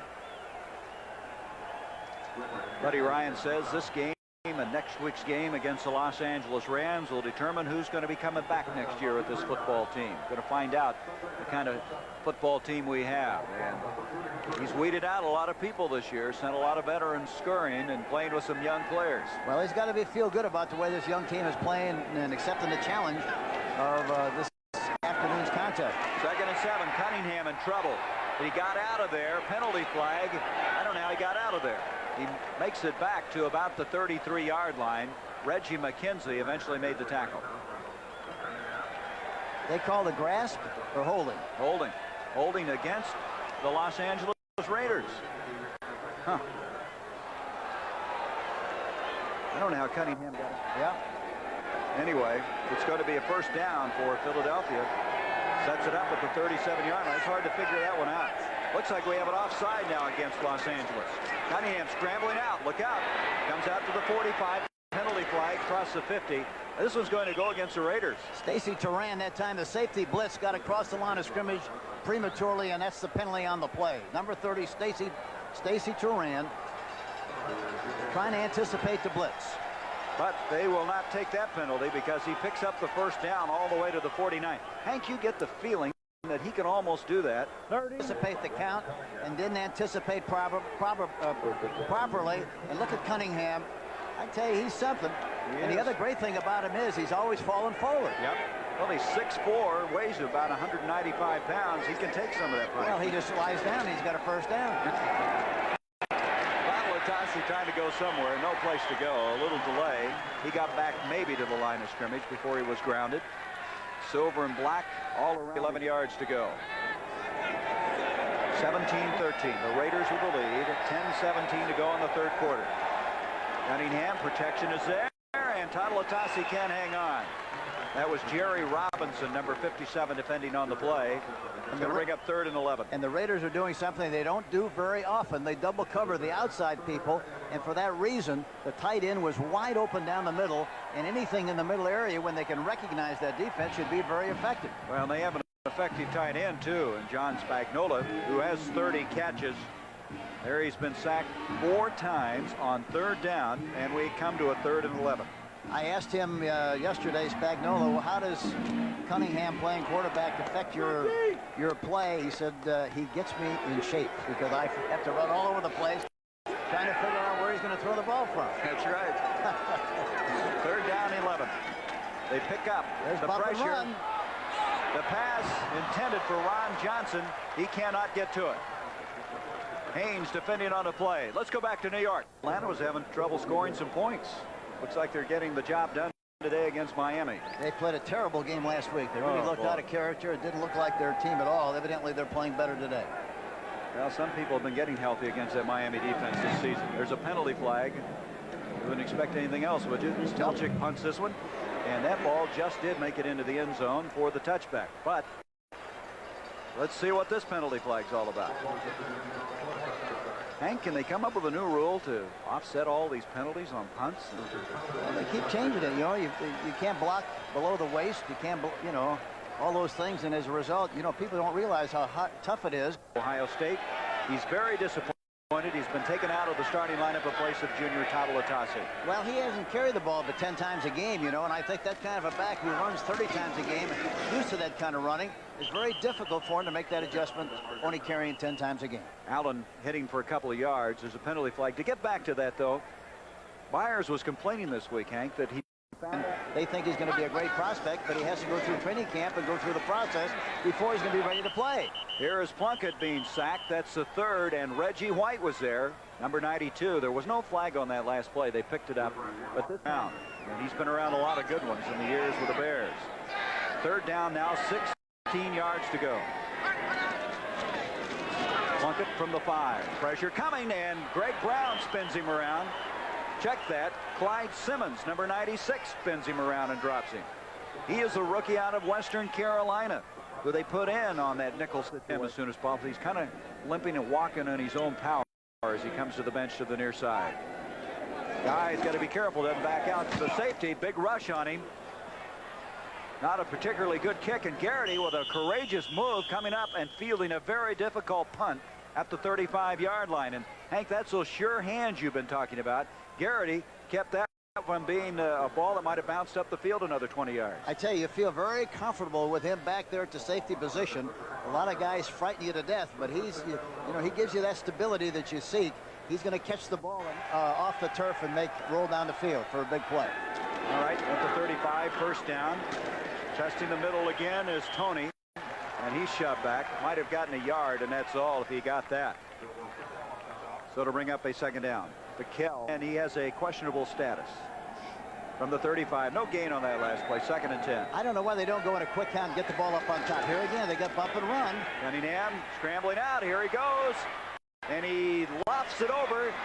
And the catch is made by Byers, who's just checked into the game. Keith Byers comes in, catches it, and that is a 17-yard pickup. It's a pretty good touch on that pass by Cunningham. Terrific touch. He laid it right over the top. And, of course, that's a good way for Byers to get into the game by making a catch right off the bat. It should motivate him to be a terrific player for the Eagles. It could give him that confidence. You never know. You're right. First down now inside the 20. Cunningham looking up the middle, and it's Spagnola, the tight end. Spagnola dragging people with him, and he has a 1st and goal inside the 5-yard line.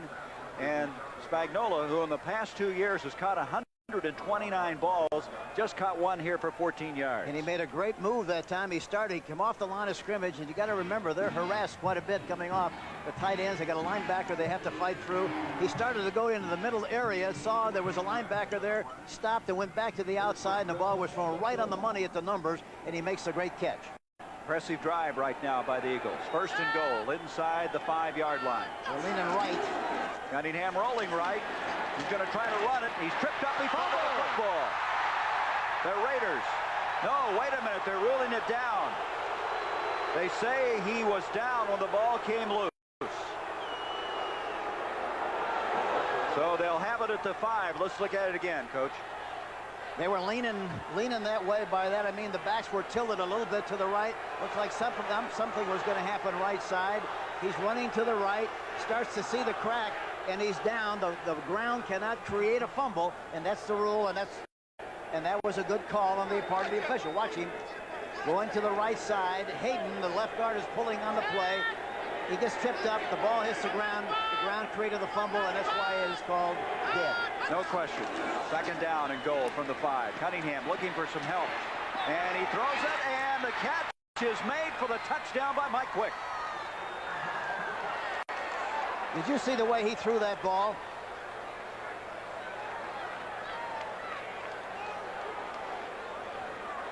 But you see how Quick came to the football, too. Yeah, but to watch the way he spread out, going to his left, look at this. Look at this. He's back in the pocket, looking to the right. Now he goes back. Look at where his feet are. They're parallel. He throws the ball across the field like a frozen rope. Mike Haynes is covering on the play, and it's tough to beat him. And in spite of that, Quick made the catch, and they have another touchdown. And his 2nd touchdown catch of the day. In fact, point after attempt, he had one blocked earlier, but this time he gets it. 5 plays, 35 yards. Quick has 5 catches, 100 yards, and 2 touchdowns. And Quick caught a pass against the guy that he respects more than any other corner in the National Football League, and that is Mike Haynes. A lot of people respect him, Coach. You're right. There's McFadden kicking off. Devon Adams going to bring it out, and he's not going to get very far to the 19. But it was 13-10 at half in favor of the Eagle. So we stand right now with a 3-point game in favor of Philadelphia. Line of scrimmage just short of the 20 for Jim Plunkett. Plunkett with some pressure, hit from the backside. Wide open is Hester. Touchdown. 80 yards.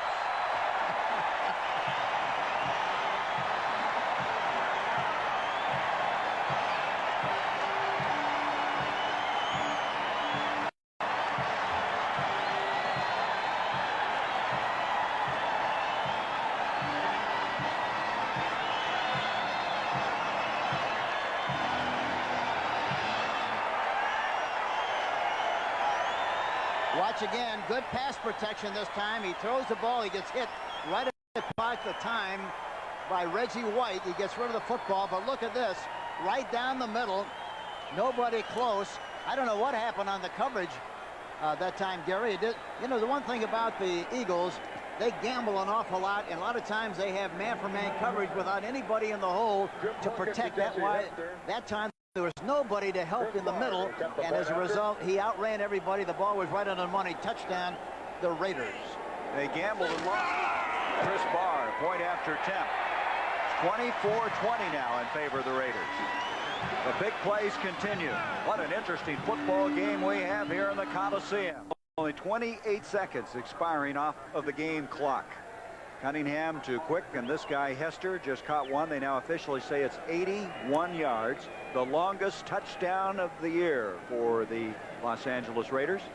And Hester for the game has 3 catches for 180 yards, 2 touchdowns. He and Quick are having a kind of a one-on-one battle right now, trying to best each other. Al Davis had it. He all smiles up there in the press box. He loves those big plays. Bringing it out now, the Eagles, out to the 20-yard line.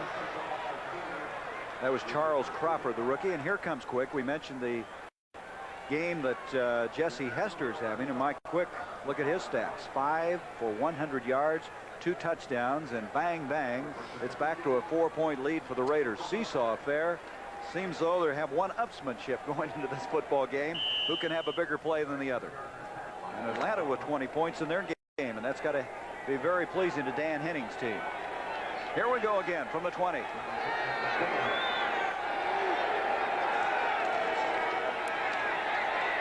Cunningham scrambling out of there. Goes down. Doesn't get back to the original line of scrimmage. That'll be registered as a sack by Howie Long, the 6th sack of the day for the Raiders. Now, we talked about Quick and Hester. Let's put them alongside each other to show you what they've done thus far. Have they impacted this game or what? And we knew it. Quick 5 for 100, 2 touchdowns. Hester 3 for 180 and 2 touchdowns. They're both like the Concorde. An airplane, they can fly, huh? Yep. A couple of flyers. 2nd down now. 12 yards to go. Cunningham, good protection.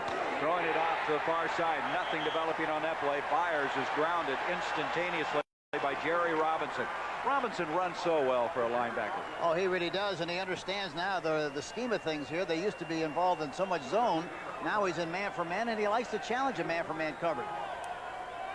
Now he's got some time in the pocket. He starts to cave in. Jones in an outside, and there's Robinson making a very good outside one-on-one in the field tackle. Jerry Robinson, number 57. They acquired him last year from Philadelphia for a number 2 draft pick, which they used to select Alonzo Johnson this year.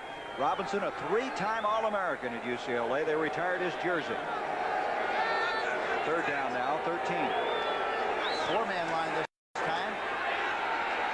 Cunningham, he's got running room. Here he goes.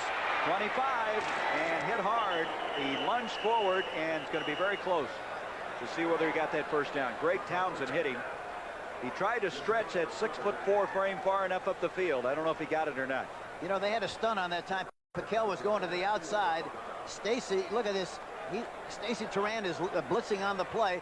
But look at this. They're supposed to have a cop on him. Somebody locking in on him all the time. I don't know who the guy is or where he's been all afternoon, but he hasn't done a very good job. He takes off and runs and makes the necessary yardage. He's close to the first down.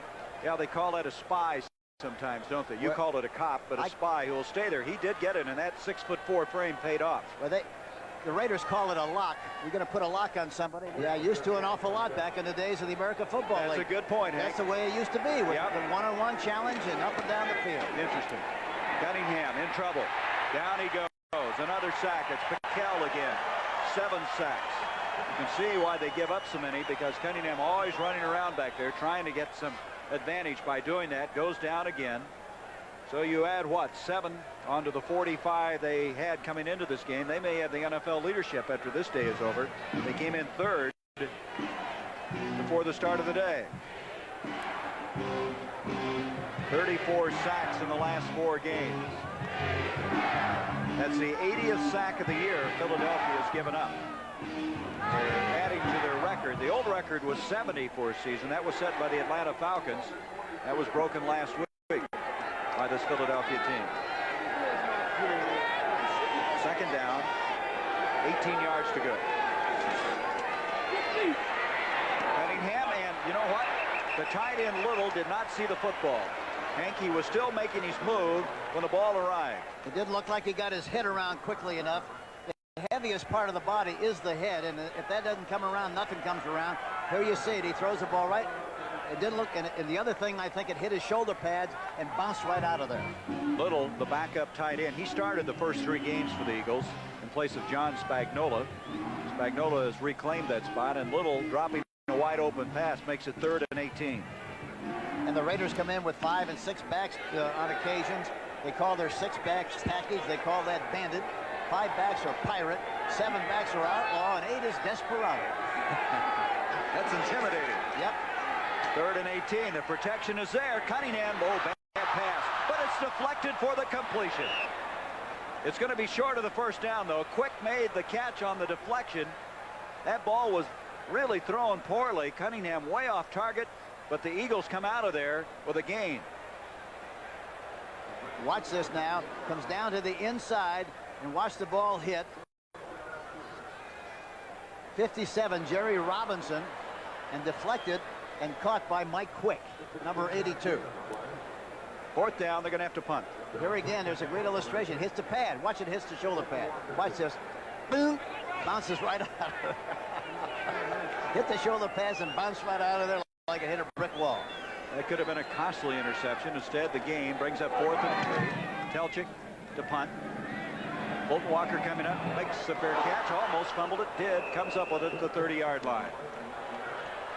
The Raiders will have it there. 34-yard punt, no return. The NFC East standings are Okie Williams in motion.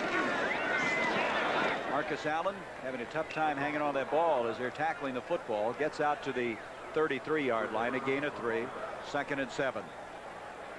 There's the first half for Jim Plunkett. Remember we talked about the ability to forget, Hank? Well, I think he's done that very well. Look at the second half. Yeah, he's got a big eraser. He really does. He scratches it out of his mind in a hurry. And you know, the first downs in the first half, the Raiders were 2 point per try. In the second half, 43.7. I bet Plunkett's been told a lot of things, but he didn't know he had a big eraser. Second down, 7. He's in trouble. And they're going to get it in the grass. He just could not shake loose from Reggie White. 5 sacks for the Eagles, and Reggie White has been tenacious, like a bulldog in there. You can't say enough nice things about the way he's played this afternoon and all season long. You're talking about a big, gregarious guy who loves to play and loves to rush. He's intimidating as can be, and really has tremendous rushing ability. Great talent. And he plays a run well, too. A licensed minister. They called him the Minister of Defense when he played at Tennessee. And you mentioned how he does those imitations. As you said, a very, very great guy to be around and to visit with. 3rd down, 13 yards to go. Looks like we have offside against the Eagles. They're going to stop this one. Greg Brown. Now some pushing and shoving going on. Strahan is in there, number 39. Andre Waters, number 20. That Waters is a bad lot of time. I think Flores was indicating that, and that's exactly what they're going to do. Well, no, they got the snap off. Or did they? That's what Flores wanted. He just wanted to expire the remaining time in the 3rd quarter. They have a 4-point lead, 24-20, as Don Mosbar over the center to snap it to Jim Plunkett. Line of scrimmage, the 31. Plunkett with all kinds of time and delivers on target for the first down to Jesse Hester. Hester out to the 45. We're at the Los Angeles Memorial Coliseum, beginning quarter number 4 in this wide open football game. The Raiders with a 24-20 lead with 14:40 remaining in it. I'm Gary Bender along with Hank Stram, and it's been a game of home runs. For those of you back in Philadelphia, you haven't seen this many home runs since Mike Schmidt, the MVP in the National League, struck a few for the Philadelphia Phillies. It's just been that kind of day. If you like big plays, this is your cup of tea. From the 45 now, first down. Plunkett going deep. Some bumping going on between Cooper and Hester. No penalty flag. Looks like they were both trying desperately to make a play, and they bumped into each other inadvertently. No penalty on the play. Evan Cooper squeaking a little bit on the play. Watch the ball. There's one-on-one coverage. And they tangle, their feet tangle a little bit. It looks like Hester trying to make the play, and they both collide and go to the turf. No penalty on the play. Think Cooper's going to have nightmares tonight? How many times has he been going back trying to chase number 84? Well, it isn't an indication that he's so bad. He's a very fine corner. They have so much respect for Roy Nell Young on the other side. They give all the business to the young guy on the right side, Evan Cooper. Boy, Allen just can't go anywhere. He has been hemmed in all day long. This is Andre Waters up to make the stop. It'll be a loss on the play. It'll bring up a third down. When leading after 3 quarters, the Raiders are 37-4. Now, we talked about how tough they are down the stretch. Well, they're tough in the 4th quarter, too. Well, and the Eagles are tough to run against. You know, they've given up 129 yards a game rushing. And on the other side of the football, the Raiders are even tougher defensively. They've only given up 95 yards per game rushing. Line of scrimmage now, the 43-yard line. 3rd down, 12 yards to go. Last 4 passes that Plunkett has thrown, they've gone to Jesse Hester, and with good result. Plunkett looking. Christensen, he can't hang on. Is it going to be ruled incomplete or a fumble? They're going to rule. The ball is Philadelphia's. It was ruled a completion and a fumble recovery, and we have people running all over the football field. The Eagles would get it at the 41. Christensen took a real shot at the point he caught the football. And it looked like Terry Hogue that time really gave him a shot, number 34. Let's see what happens here. Watch Hogue, 34, on Todd Christensen. He makes the catch, and watch him get the shot here. Oh, no, here it is. It's Evan Cooper, and then Terry Hogue comes in from the backside to clean up a little bit. The ball bounces loose. And that's Hogue that got on the football. Yep. That's only his 2nd catch of the day. Christensen needed 4 to get to 80 for the day. See, they're keeping both backs in. It's a high catch. He gets jarred. The ball pops out of there.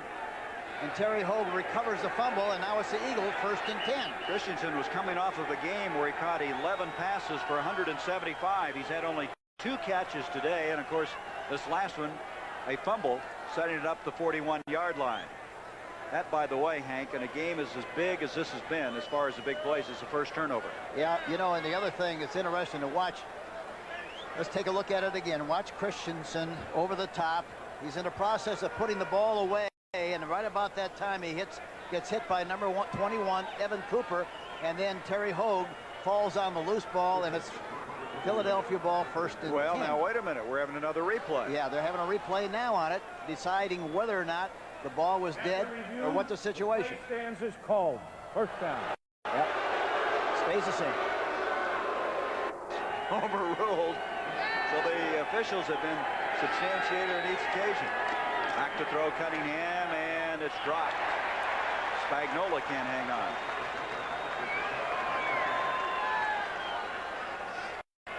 So it's going to bring up a 2nd down. Here we go. 2nd down, 10. Cunningham rolling out, buying some time, and throws it complete, and that's Little, Dave Little. After Spagnola dropped the ball, Little comes in. He latches onto this one, and it's a 26-yard gain.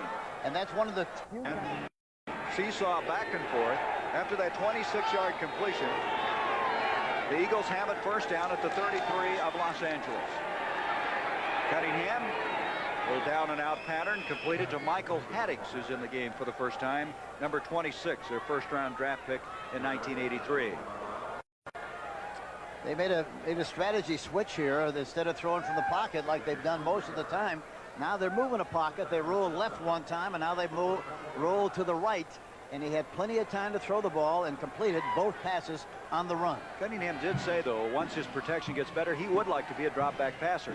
Well, he said the thing he liked best would be to throw play understandable because you slow down the linebackers and have a much better chance to make big plays. 2nd and 7, 189 yards passing for Cunningham, trying to add to that, and he does. The catch by Quick to the 10, and he'll be dropped there. Good open field maneuvering that time. Mike Haynes stayed with him, but it's another 1st down for Philadelphia. That done. 19-yard pickup. Quick now, 7 catches, 135 yards. they got bump and run on both sides of the ball. Let's see if they go up on top of a play. Rolling again this time. Rolling There it in is. the end zone. Touchdown Quick. There it is on top. Big play. Quick with his third touchdown catch of the day. And it looked like that time. McFadden point after on the way. It's good. It's 27-24. Quick now with 8 catches, 145 yards, 3 touchdowns. The Eagles have the lead. Hayes, 37, who's one of the best in the business, and they get another touchdown. Interestingly, on that last drive, Hank, Cunningham was 4 of 5 for 58 yards. Engineered it so effectively. Boy, they're a handful right now. They are, and they're getting confidence, more and more confidence as they go along. Stephon Adams dropped as he comes across the 20 to the 22-yard line. Now some more pushing and shoving going on. Speaking of protection, that reminds me, we got some guys who the protection of our country is very good hands up, and that's Army-Navy, which will be coming up next Saturday, and we'll be talking more about that. First down now. Steve Strahan is checked in at fullback for the Raiders. Plunkett on his back foot throwing, and that's going to be intercepted. Evan Cooper's got it, number 21. He's been picked on all day. There's a penalty flag as Cooper makes it to the 30, still on his feet to the 20-yard line. That's got to give Cooper some satisfaction after all that's been going on. Yeah, it wasn't anything he did defensively. He just threw in the ball. He was the only guy open on the pattern. We have a personal foul against Philadelphia. Well, that's right. I don't know what Plunkett was throwing to or who he was throwing to on that play. He never looked to the outside at all that time. Gary, the receiver on the left side, was wide open on an outside move, and he threw the ball deep downfield, and it looked like the receiver might have pulled up lame, and I can't tell who it was. I think it was Personal foul, unnecessary roughness, number 43, after the interception. 15 yards, first down. Roynell Young is guilty of that 15-yard penalty. Buddy Ryan wants to know why. Jesse Hester was a guy running the pattern. Looked like he pulled up lame on the play. Looked like he pulled a muscle. There's Young coming off in disbelief. I did not see the personal foul. But anyway, the Eagles will have the football. They're just going to have a 15-yard. That's a major difference in this game. They had the ball clear down inside the 30-yard line. We'll try to get a further status on this man who pulled up. Could just be a cramp. But whatever it was, it precipitated the turnover. And so now the line of scrimmage will be set up at the 27-yard line. The Eagles still have the ball, but not with the field position they wanted. Cunningham over the middle, Spagnola the tight end. He'll drag somebody with him. He gets to the 35-yard line. He's 6'4", 240 pounds. 3 yards to go. Cunningham now has hit his last 5 passes. Fire straight ahead to the 37. Plunkett with 252 yards passing, which brings us to this stage of the game at the 37-yard line. 3rd down and a yard to go. You might see him roll out here. He's done that in the past, trying to get the first down himself. Let's see what he does. No, he gives it to the fullback. Oh, and he pops through there for the yardage. He being Tony, and Tony to the 41-yard line. For those of you who are expecting to see 60 minutes at this particular stage of the day, it will be following this game except on the Pacific and Mountain Time zones. This game running a little bit long as we've had so many scoring plays. As the Eagles now keep the football, they have a first down out across the 40-yard line as Buddy Ryan's team, who's lost 4 straight by a total of 12 points, are in a real shootout here in the West. The Wild and Woolly West, as they have matched the Raiders who desperately need to win to stay in the division chase in the AFC West. First down from the 41. Byers, who did not start the game but now seeing some playing time. The rookie from Ohio State up to about the 43-yard line. Stacy Toran, number 30, the strong safety, over to make the stop. 8:43 left in this football game.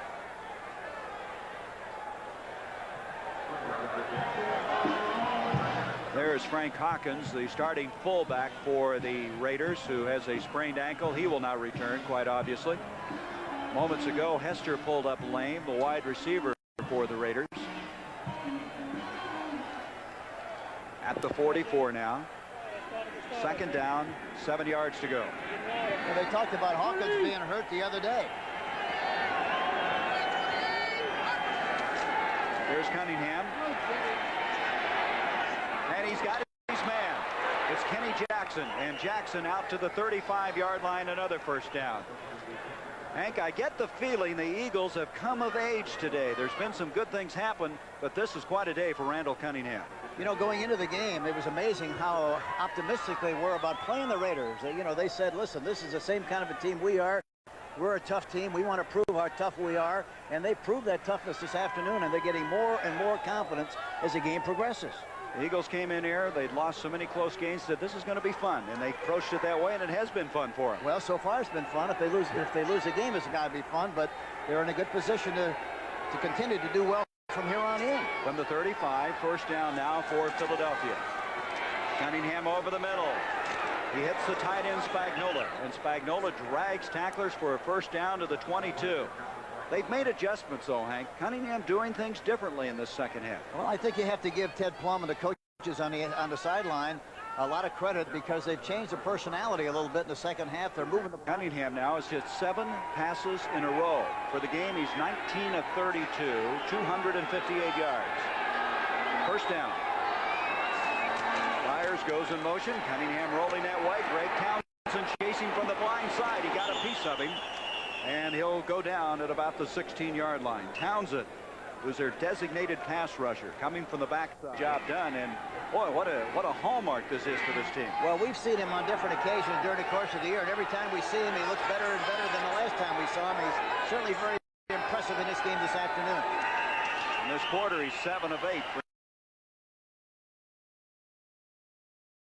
98 yards. We're going to have a delay of game, however. They didn't get the ball snapped in time.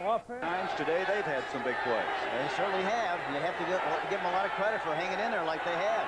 After the penalty now, it's second down. About 9.5 to go. Now, look out. That's Toran, number 30, grounds him.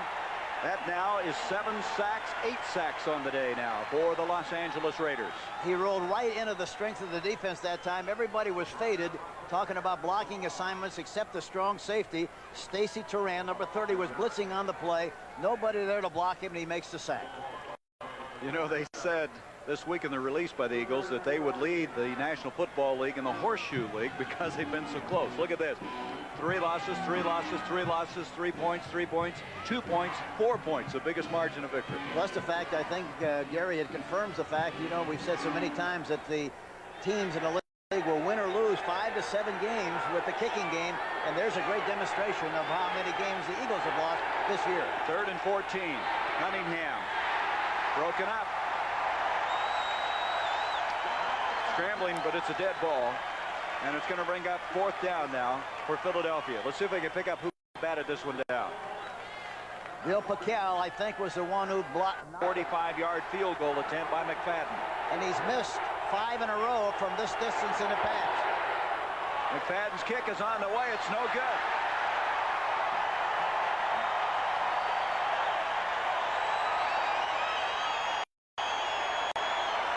McFadden was 2 of 7 outside the 40. McFadden misses from 45 yards. They trail by 3 on first down. Plunkett to throw over the middle.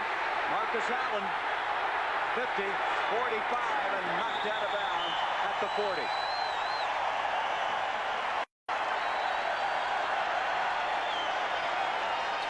Roynell Young eventually caught up, a 36-yard gain.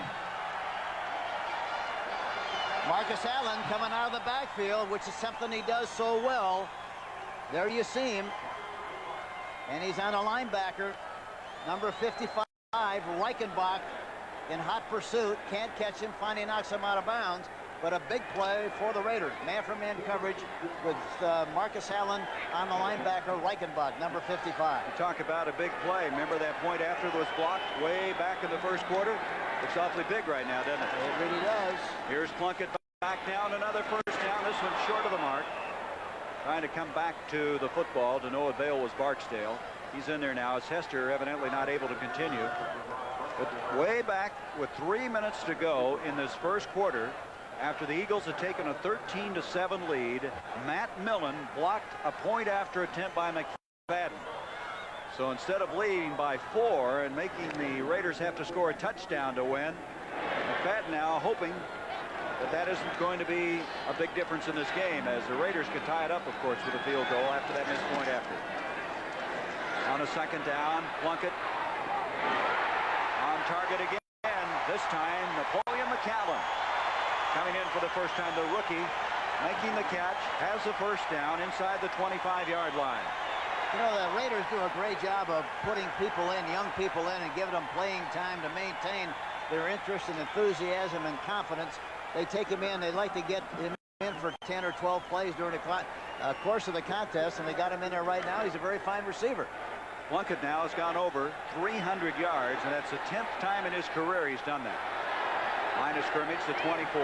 And they're playing off now. They're not playing as much man-for-man coverage, and now they're throwing in front. There's Barksdale.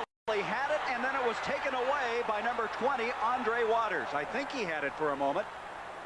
Anyway, the Eagles come up with it, stripped by Andre Waters, and the Raiders' opportunity comes to a grinding halt at the 20-yard line. Let's look at this, Hank. I don't know whether did it bounce off of him and he catch it or what. Let's see what happens. There. It just bounced off. It bounced off. That's what I thought happened. It bounced off of him, and Andre Waters sucked it right up like he had a big backside sweeper over there. So the interception. There it is. He doesn't have control of it while it's in the air. Waters gets the ricochet and makes the interception. Well, Barksdale, who did not play collegiate football at Arizona, he was a track performer there. Not able to hang on, and so that injury to Hester may have hurt this football team. They might have wanted him on that crucial drive. There's Waters. Buddy Ryan likes him. He says he checked into shape, and he showed me he was a hitter earlier in the year. Here's Byers protecting the football out to the 25-yard line. Both teams have all 3 timeouts remaining. 2:45 left in the game.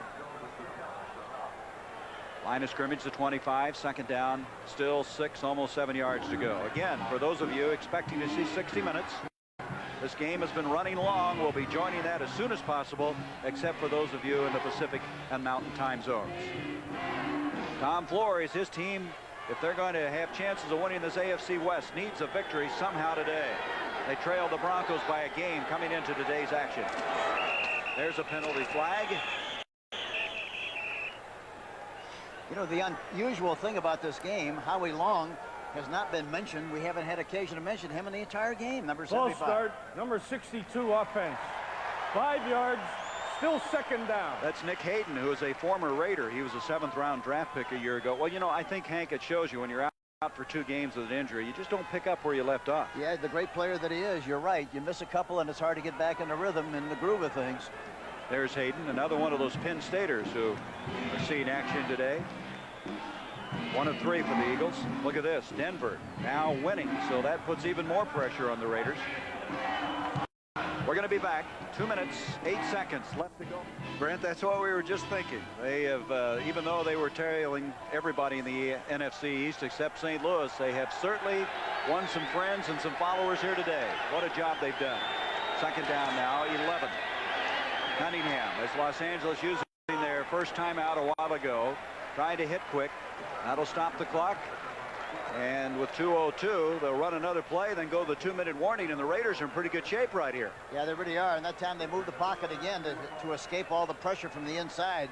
They had a 4-man rush that time, try to get more pressure on the quarterback, but in spite of that, he threw the ball, but he had to throw it before he really wanted to, and it falls incomplete. And the worst thing about it is he stopped the clock. That's exactly right. It's third down. The Raiders now have 2 timeouts left. They're going to get another stoppage of the clock. They still have 3 timeouts left. That's what happens. That's right, counting the 2-minute warning. Right. Here we go. Third down, 11 now for Philadelphia. Pressure coming. Cunningham scrambling out of there. And he's got his man. It's Tony. And Tony has a first down catch. And they may have slammed the door in the face of the Raiders.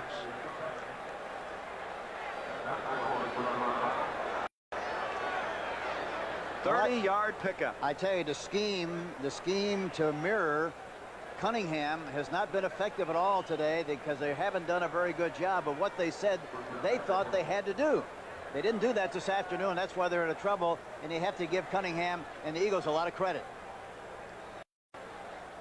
Southern California, the Los Angeles Memorial Coliseum. Just moments ago, the Eagles on a 3rd down and 11 come up with a 30-yard pass completion. We've just completed the 2-minute warning, and this man, Randall Cunningham, has been nothing short of sensational.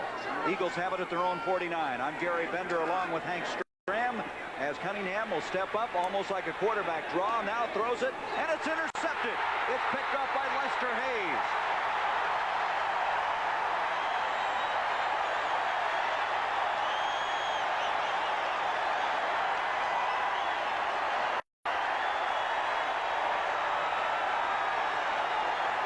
Hank, the first question is, why throw that football?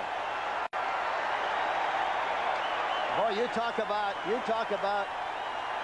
an incredible play. Look at this. He's in the pocket. It caves in. He takes off and runs, throws the ball on the run, and the ball is right on the money.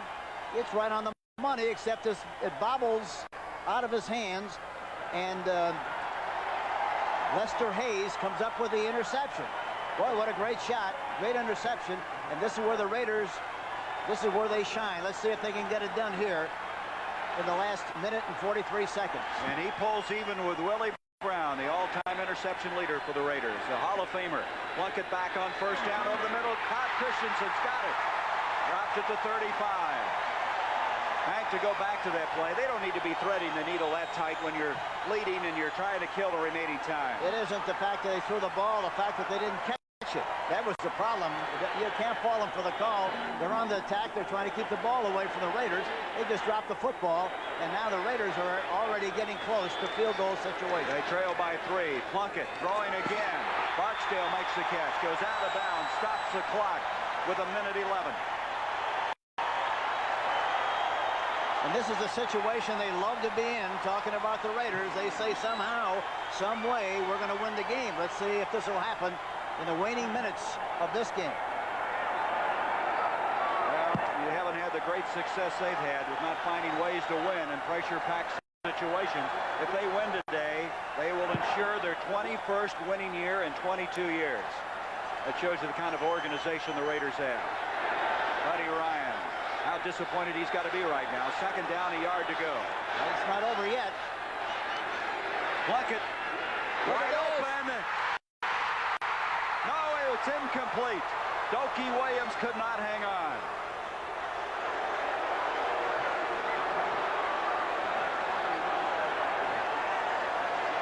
Look at this on Roynell Young. Watch this now. He takes him. He's inside to begin with. He gets him turned, and look at him breaking to the outside into the corner area. He's wide open. Made a beautiful move, and the ball is too far out in front. He should have still had the ball. Ooh, boy, that'd have been a great catch, though, if he'd had this one. Yeah, but he had his hands on it, and had he been able to pull it in, it would have been a sensational catch. But those are the kind of catches they make. 3rd down in the yard. They got to get that 1st down now, and they do. And now the Raiders going to ask for a timeout, and that will leave them with 1 as they're at the 24. A little excitement here. There's been excitement everywhere. Let's check with it. Here's Brent Musburger. Thank you for catching us up to date. Let's catch you up to date here now. 59 seconds left. The Raiders have 1 timeout remaining. They did get the 1st down on that last carry. They're at the Philadelphia 24-yard line. 27-24. Philadelphia the lead. New England, Denver winning today. Cleveland winning. The Jets losing. Boy, is it tight. Too close to call. And here we go. 1st down.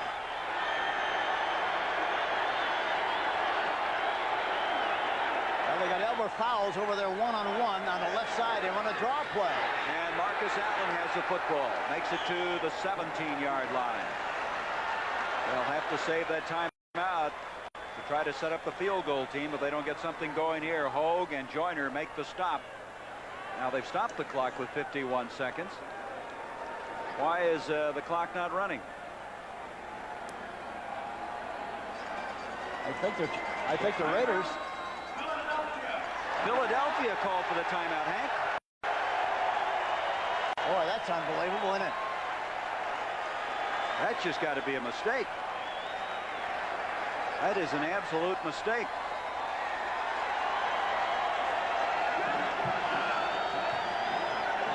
Well, what we have have is a second down and about 5 yards to go. The Raiders have one precious timeout left. The Eagles using their first of the second half. And this man, Chris Barr, who was so excited Saturday after being told he had won or had passed the bar to practice law here, right now may have the biggest play of the game coming up. I think they got plenty of time to take a couple of shots. One, I would try to get the ball to the guy they don't expect to get it, and that's Todd Christensen. If he can get a one-on-one situation, it'd be a good chance for a big play to him or Marcus Allen, one of the two. Let's see what they choose to do on these last couple of plays. Not all will be contingent on what kind of coverage they get. If they get bump and run, they might try to do something on top in this short area, but if they don't, they might try to go to the tight end or Marcus Allen one-on-one. The Eagles calling that timeout. They're such a young team. They have 15 rookies and first-year players, 5 of whom are starting. Here we go. Second down. Boy, Todd Christensen got a great situation there if they get the... Looked to me like Marcus Allen might have moved in the backfield. Here they go to Allen, and Allen inside the 10, dropped at the 9-yard line. He may have come to a stop, though, before that ball was snapped. Time running down now with 37 seconds. First down, first and goal at the 9. Still think they ought to try to get the ball to Todd Christensen here. They've got a lot of room in that area. Here's Plunkett, just getting rid of it. Stopping it with 23 seconds. Barksdale closest to the football. Well, I tell you right now, the Raiders have a chance, Hank, to go into their second overtime game in as many games. The last time out, it was on a Thursday night. They had to go to overtime against the Chargers. But right now, this guy's thinking a win, not a tie. Yeah, they got plenty of time yet. 23 seconds. Plenty of time down in here. Just inside the 9-yard line. You see the time left and the timeouts remaining.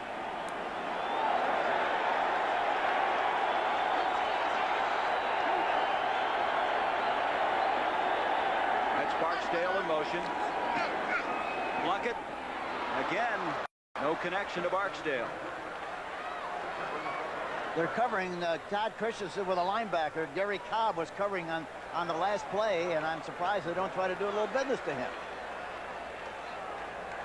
Well, it comes to a third down. When you're a coach and you got a kicker walking around like that, Hank, do you say anything to him or you just leave him alone? Yeah, you really don't want to disturb him. You really, you just let him. He knows what he has to do. He knows the importance of it. You talk to him, you might put too much pressure on him. Here we go. Third down from the 8. Boy, look at Todd Christensen one-on-one on the outside. No, he's going to keep him in. Plunkett under some pressure. And he had to get rid of it, and we're going to come to a field goal attempt to try to send this one into overtime.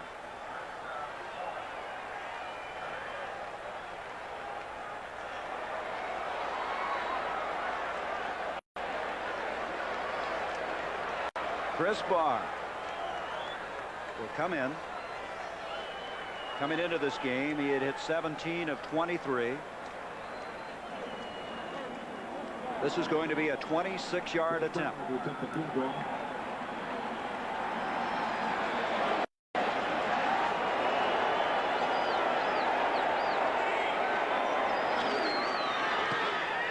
kick is on the way, and we're all even.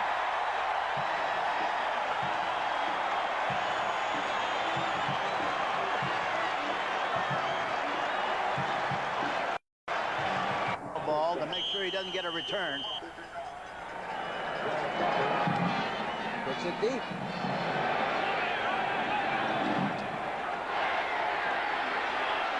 This is Charles Crawford, the rookie from Oklahoma State, and he's hanging on for dear life.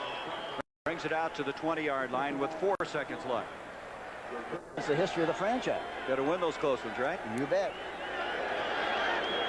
We're 4 seconds away from overtime.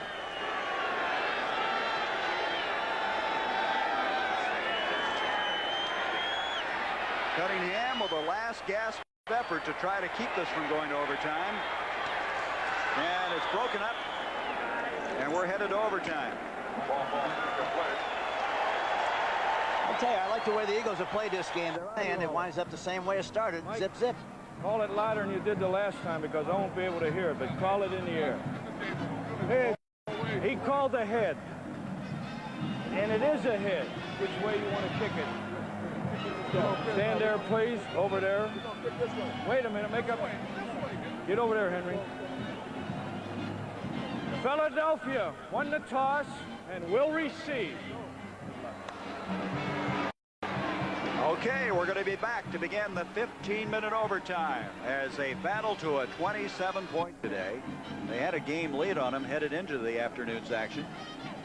And with only 3 games left after today, it's not going to give them a lot of catch-up time because they'll not play each other the remaining regular season. The Raiders do have a favorable schedule as opposed to the Broncos the remaining 3 weeks. But they got to get by this one to get into that position. And here's the guy that just tied it up with a 26-yard field goal, Chris Barr.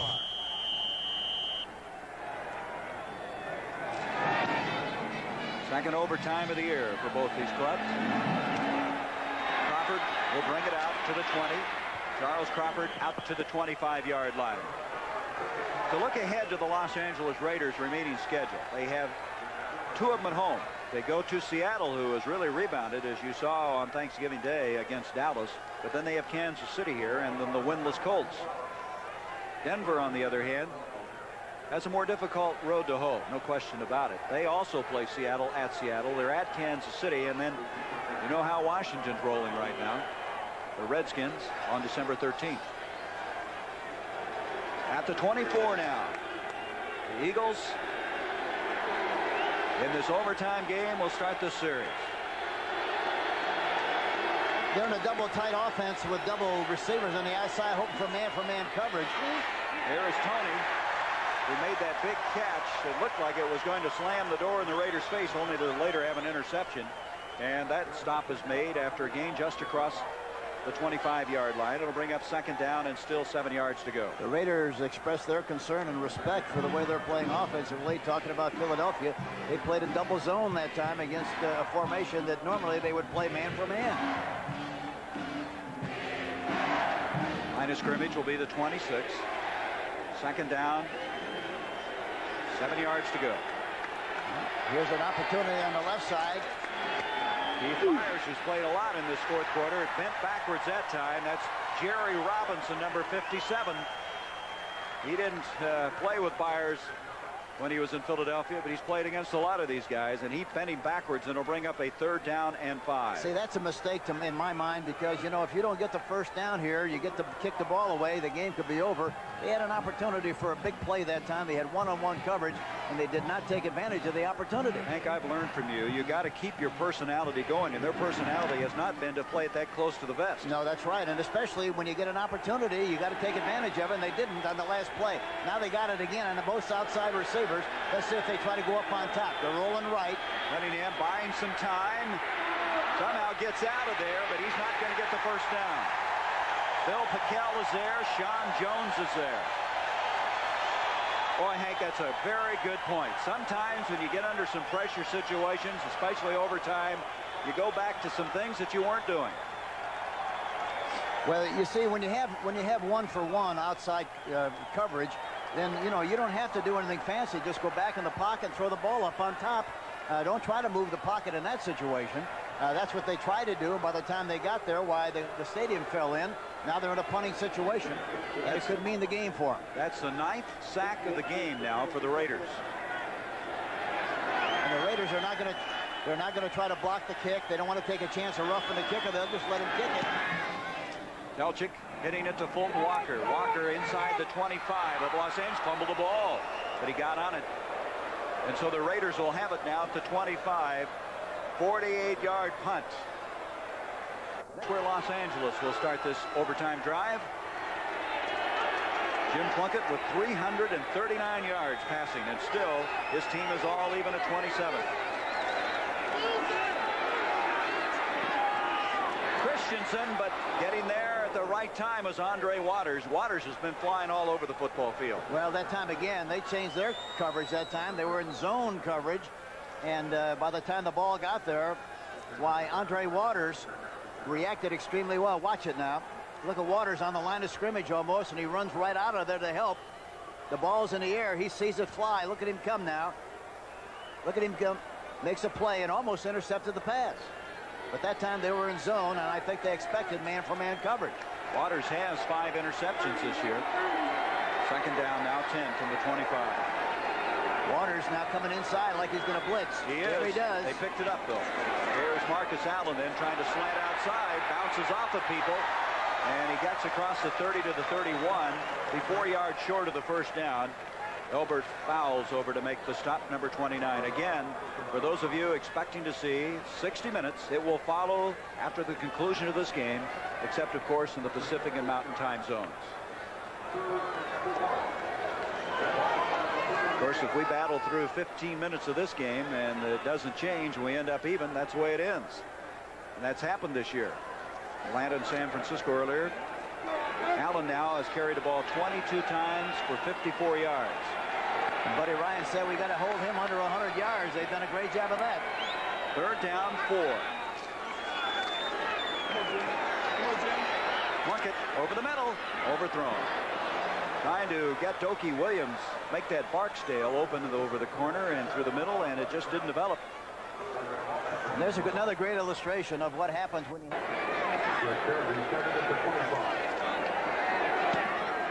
Guy hit it very high.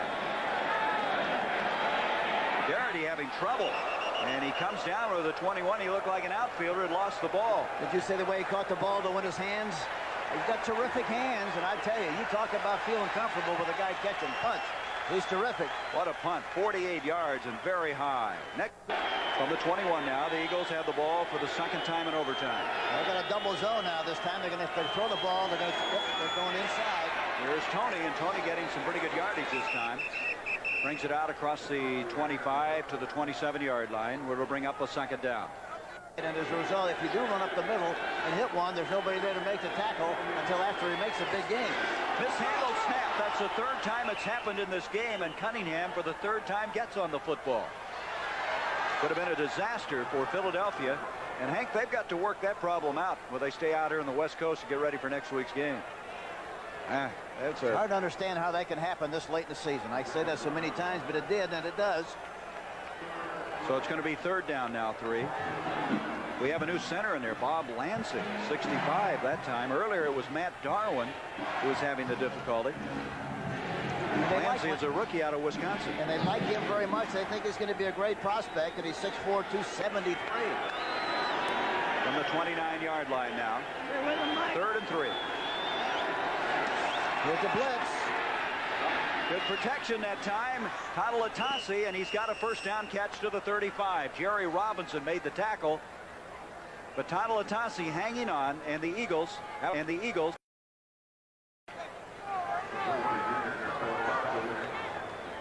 The NFC, earlier today, we were updating some scores for you. Of course, all the other games being completed. The Bears clinching the NFC Central. Washington winning. They clinched a wild card spot. The Rams winning over the Jets.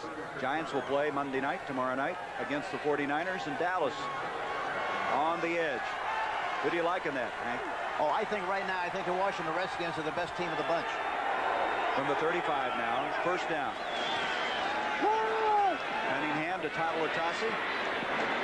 And he's not going to quite make it to the 40-yard line before he's shoved back. Eagles play St. Louis next week. And I would think the Cardinals, if they're seeing this game today, got to be concerned about the offense that Philadelphia's been throwing at this Raider football team. Well, Cunningham, you know, just drives you bananas, trying to keep him in the pocket, keep him contained, and worried about who's going to stop him and who's going to mirror him and who's going to be the cop. And each week we talk to people who are going to do that, and none of them do a very good job. Cunningham is 2 yards short now of 300-yard passing day. Second down and 7.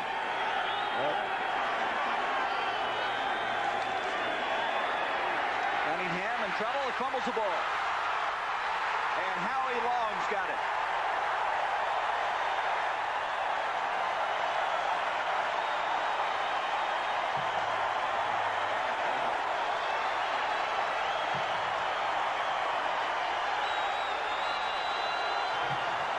Well, he comes up with a big play. He hasn't had a great game, but he's got a big play here. There he is in the pocket.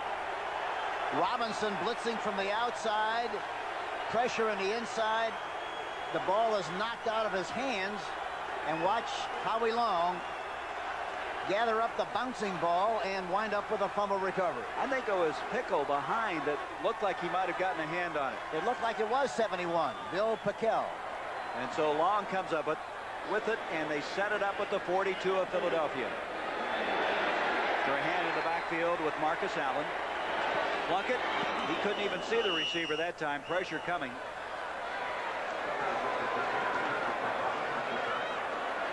Gary Cobb blitzing on the play.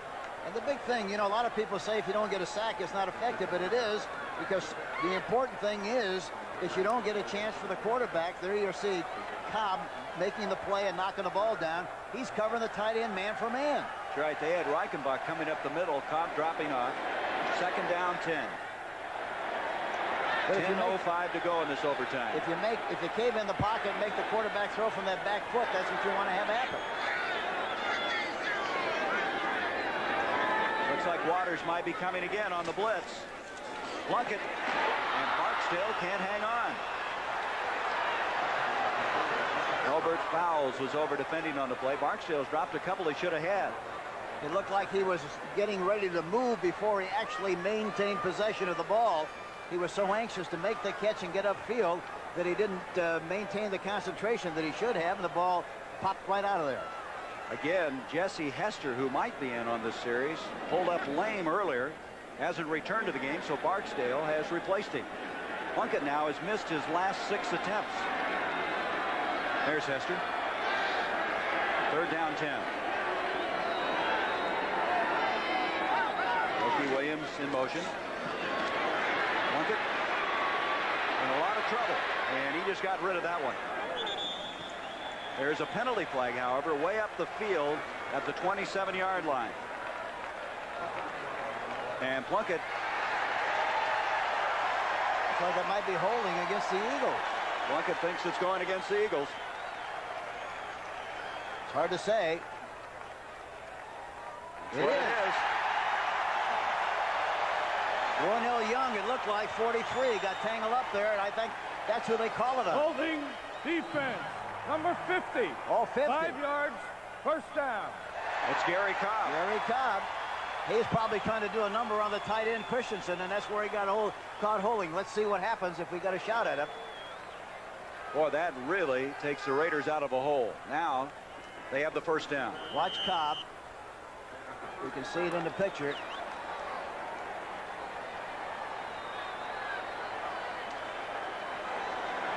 Got to be out here. You saw him. He bumped Christensen, Hank, inside the 30-yard line. There again, so he's playing man for man on the tight end. First down now.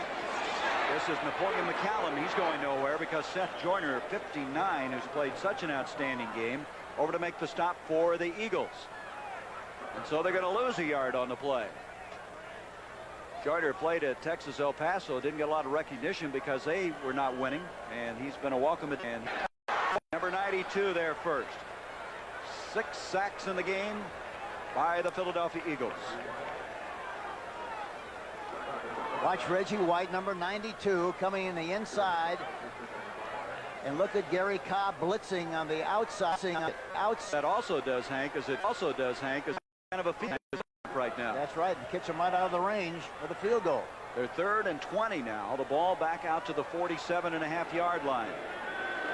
10 sacks by the Raiders, 6 by the Eagles. They got to come up with some kind of a 20, 25-yard play here to get in their field goal opportunity on this third down situation. In the game, Plunkett, 3rd down, 20, rolling up the field, and the catch is made. Marcus Allen.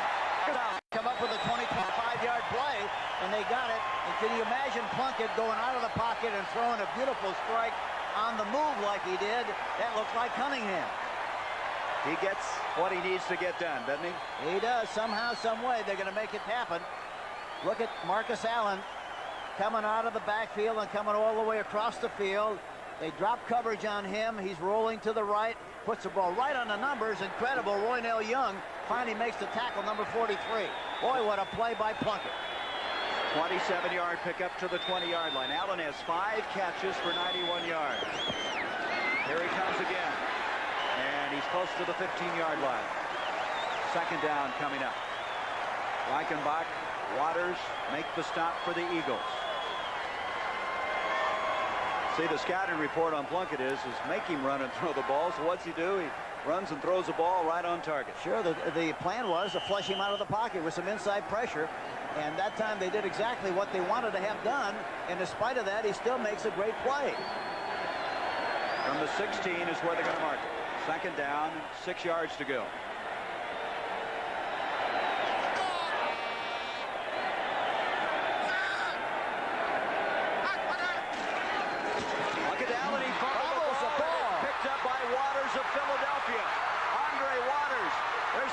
Close to him, trying to catch up as Dokie Williams. Williams is back there. They throw a block on him. Waters to the 10, to the 5, to the 4. Unbelievable. I'm going to tell you something. You never saw a greater individual effort than you saw that time by Dokie Williams, number 85, coming all over from the right side of the field, chased him all over to the left side, got a block, and in spite of that, still saved a would-be touchdown by making a tackle on about the 5-yard line. I tell you, it was incredible. Dokie Williams, number 85. Watch this fumble. He gets hit from the backside by Joyner. And watch now. There he goes down the sideline. And see if we can see there he is. Dokie Williams there. He gets tied up. He could have fallen down, but not so. Look at the way he gains on Waters and makes the saving tackle on about the 5-yard line. I tell you, it was a great effort by Dokie Williams, number 85. That's an 81-yard return on the fumble. But Williams just overhauled Waters. You talk about difference in speed. Of course, Williams was a great track man at UCLA. Won the long jump. Didn't play that much football at UCLA. Was an All-American track performer. And there's Waters. Set it up. First and goal to the 4, and another big play, another home run, if you prefer. And there is Cunningham trying to sneak it closer. Talk about changing complexion of a football game, Coach. All of a sudden, they were trying to, at worst, settle for a field goal, and the ball goes 81 yards the other way. Amazing. At the 2 now. Second and goal there. We started with big plays, and we're going to conclude with a big one. It's been a game of bombs. Big plays. 7 minutes left now in this overtime. And trying to take it in. And no indication. Waiting, touchdown. For the touchdown. They have the touchdown, and the Eagles have won it in overtime.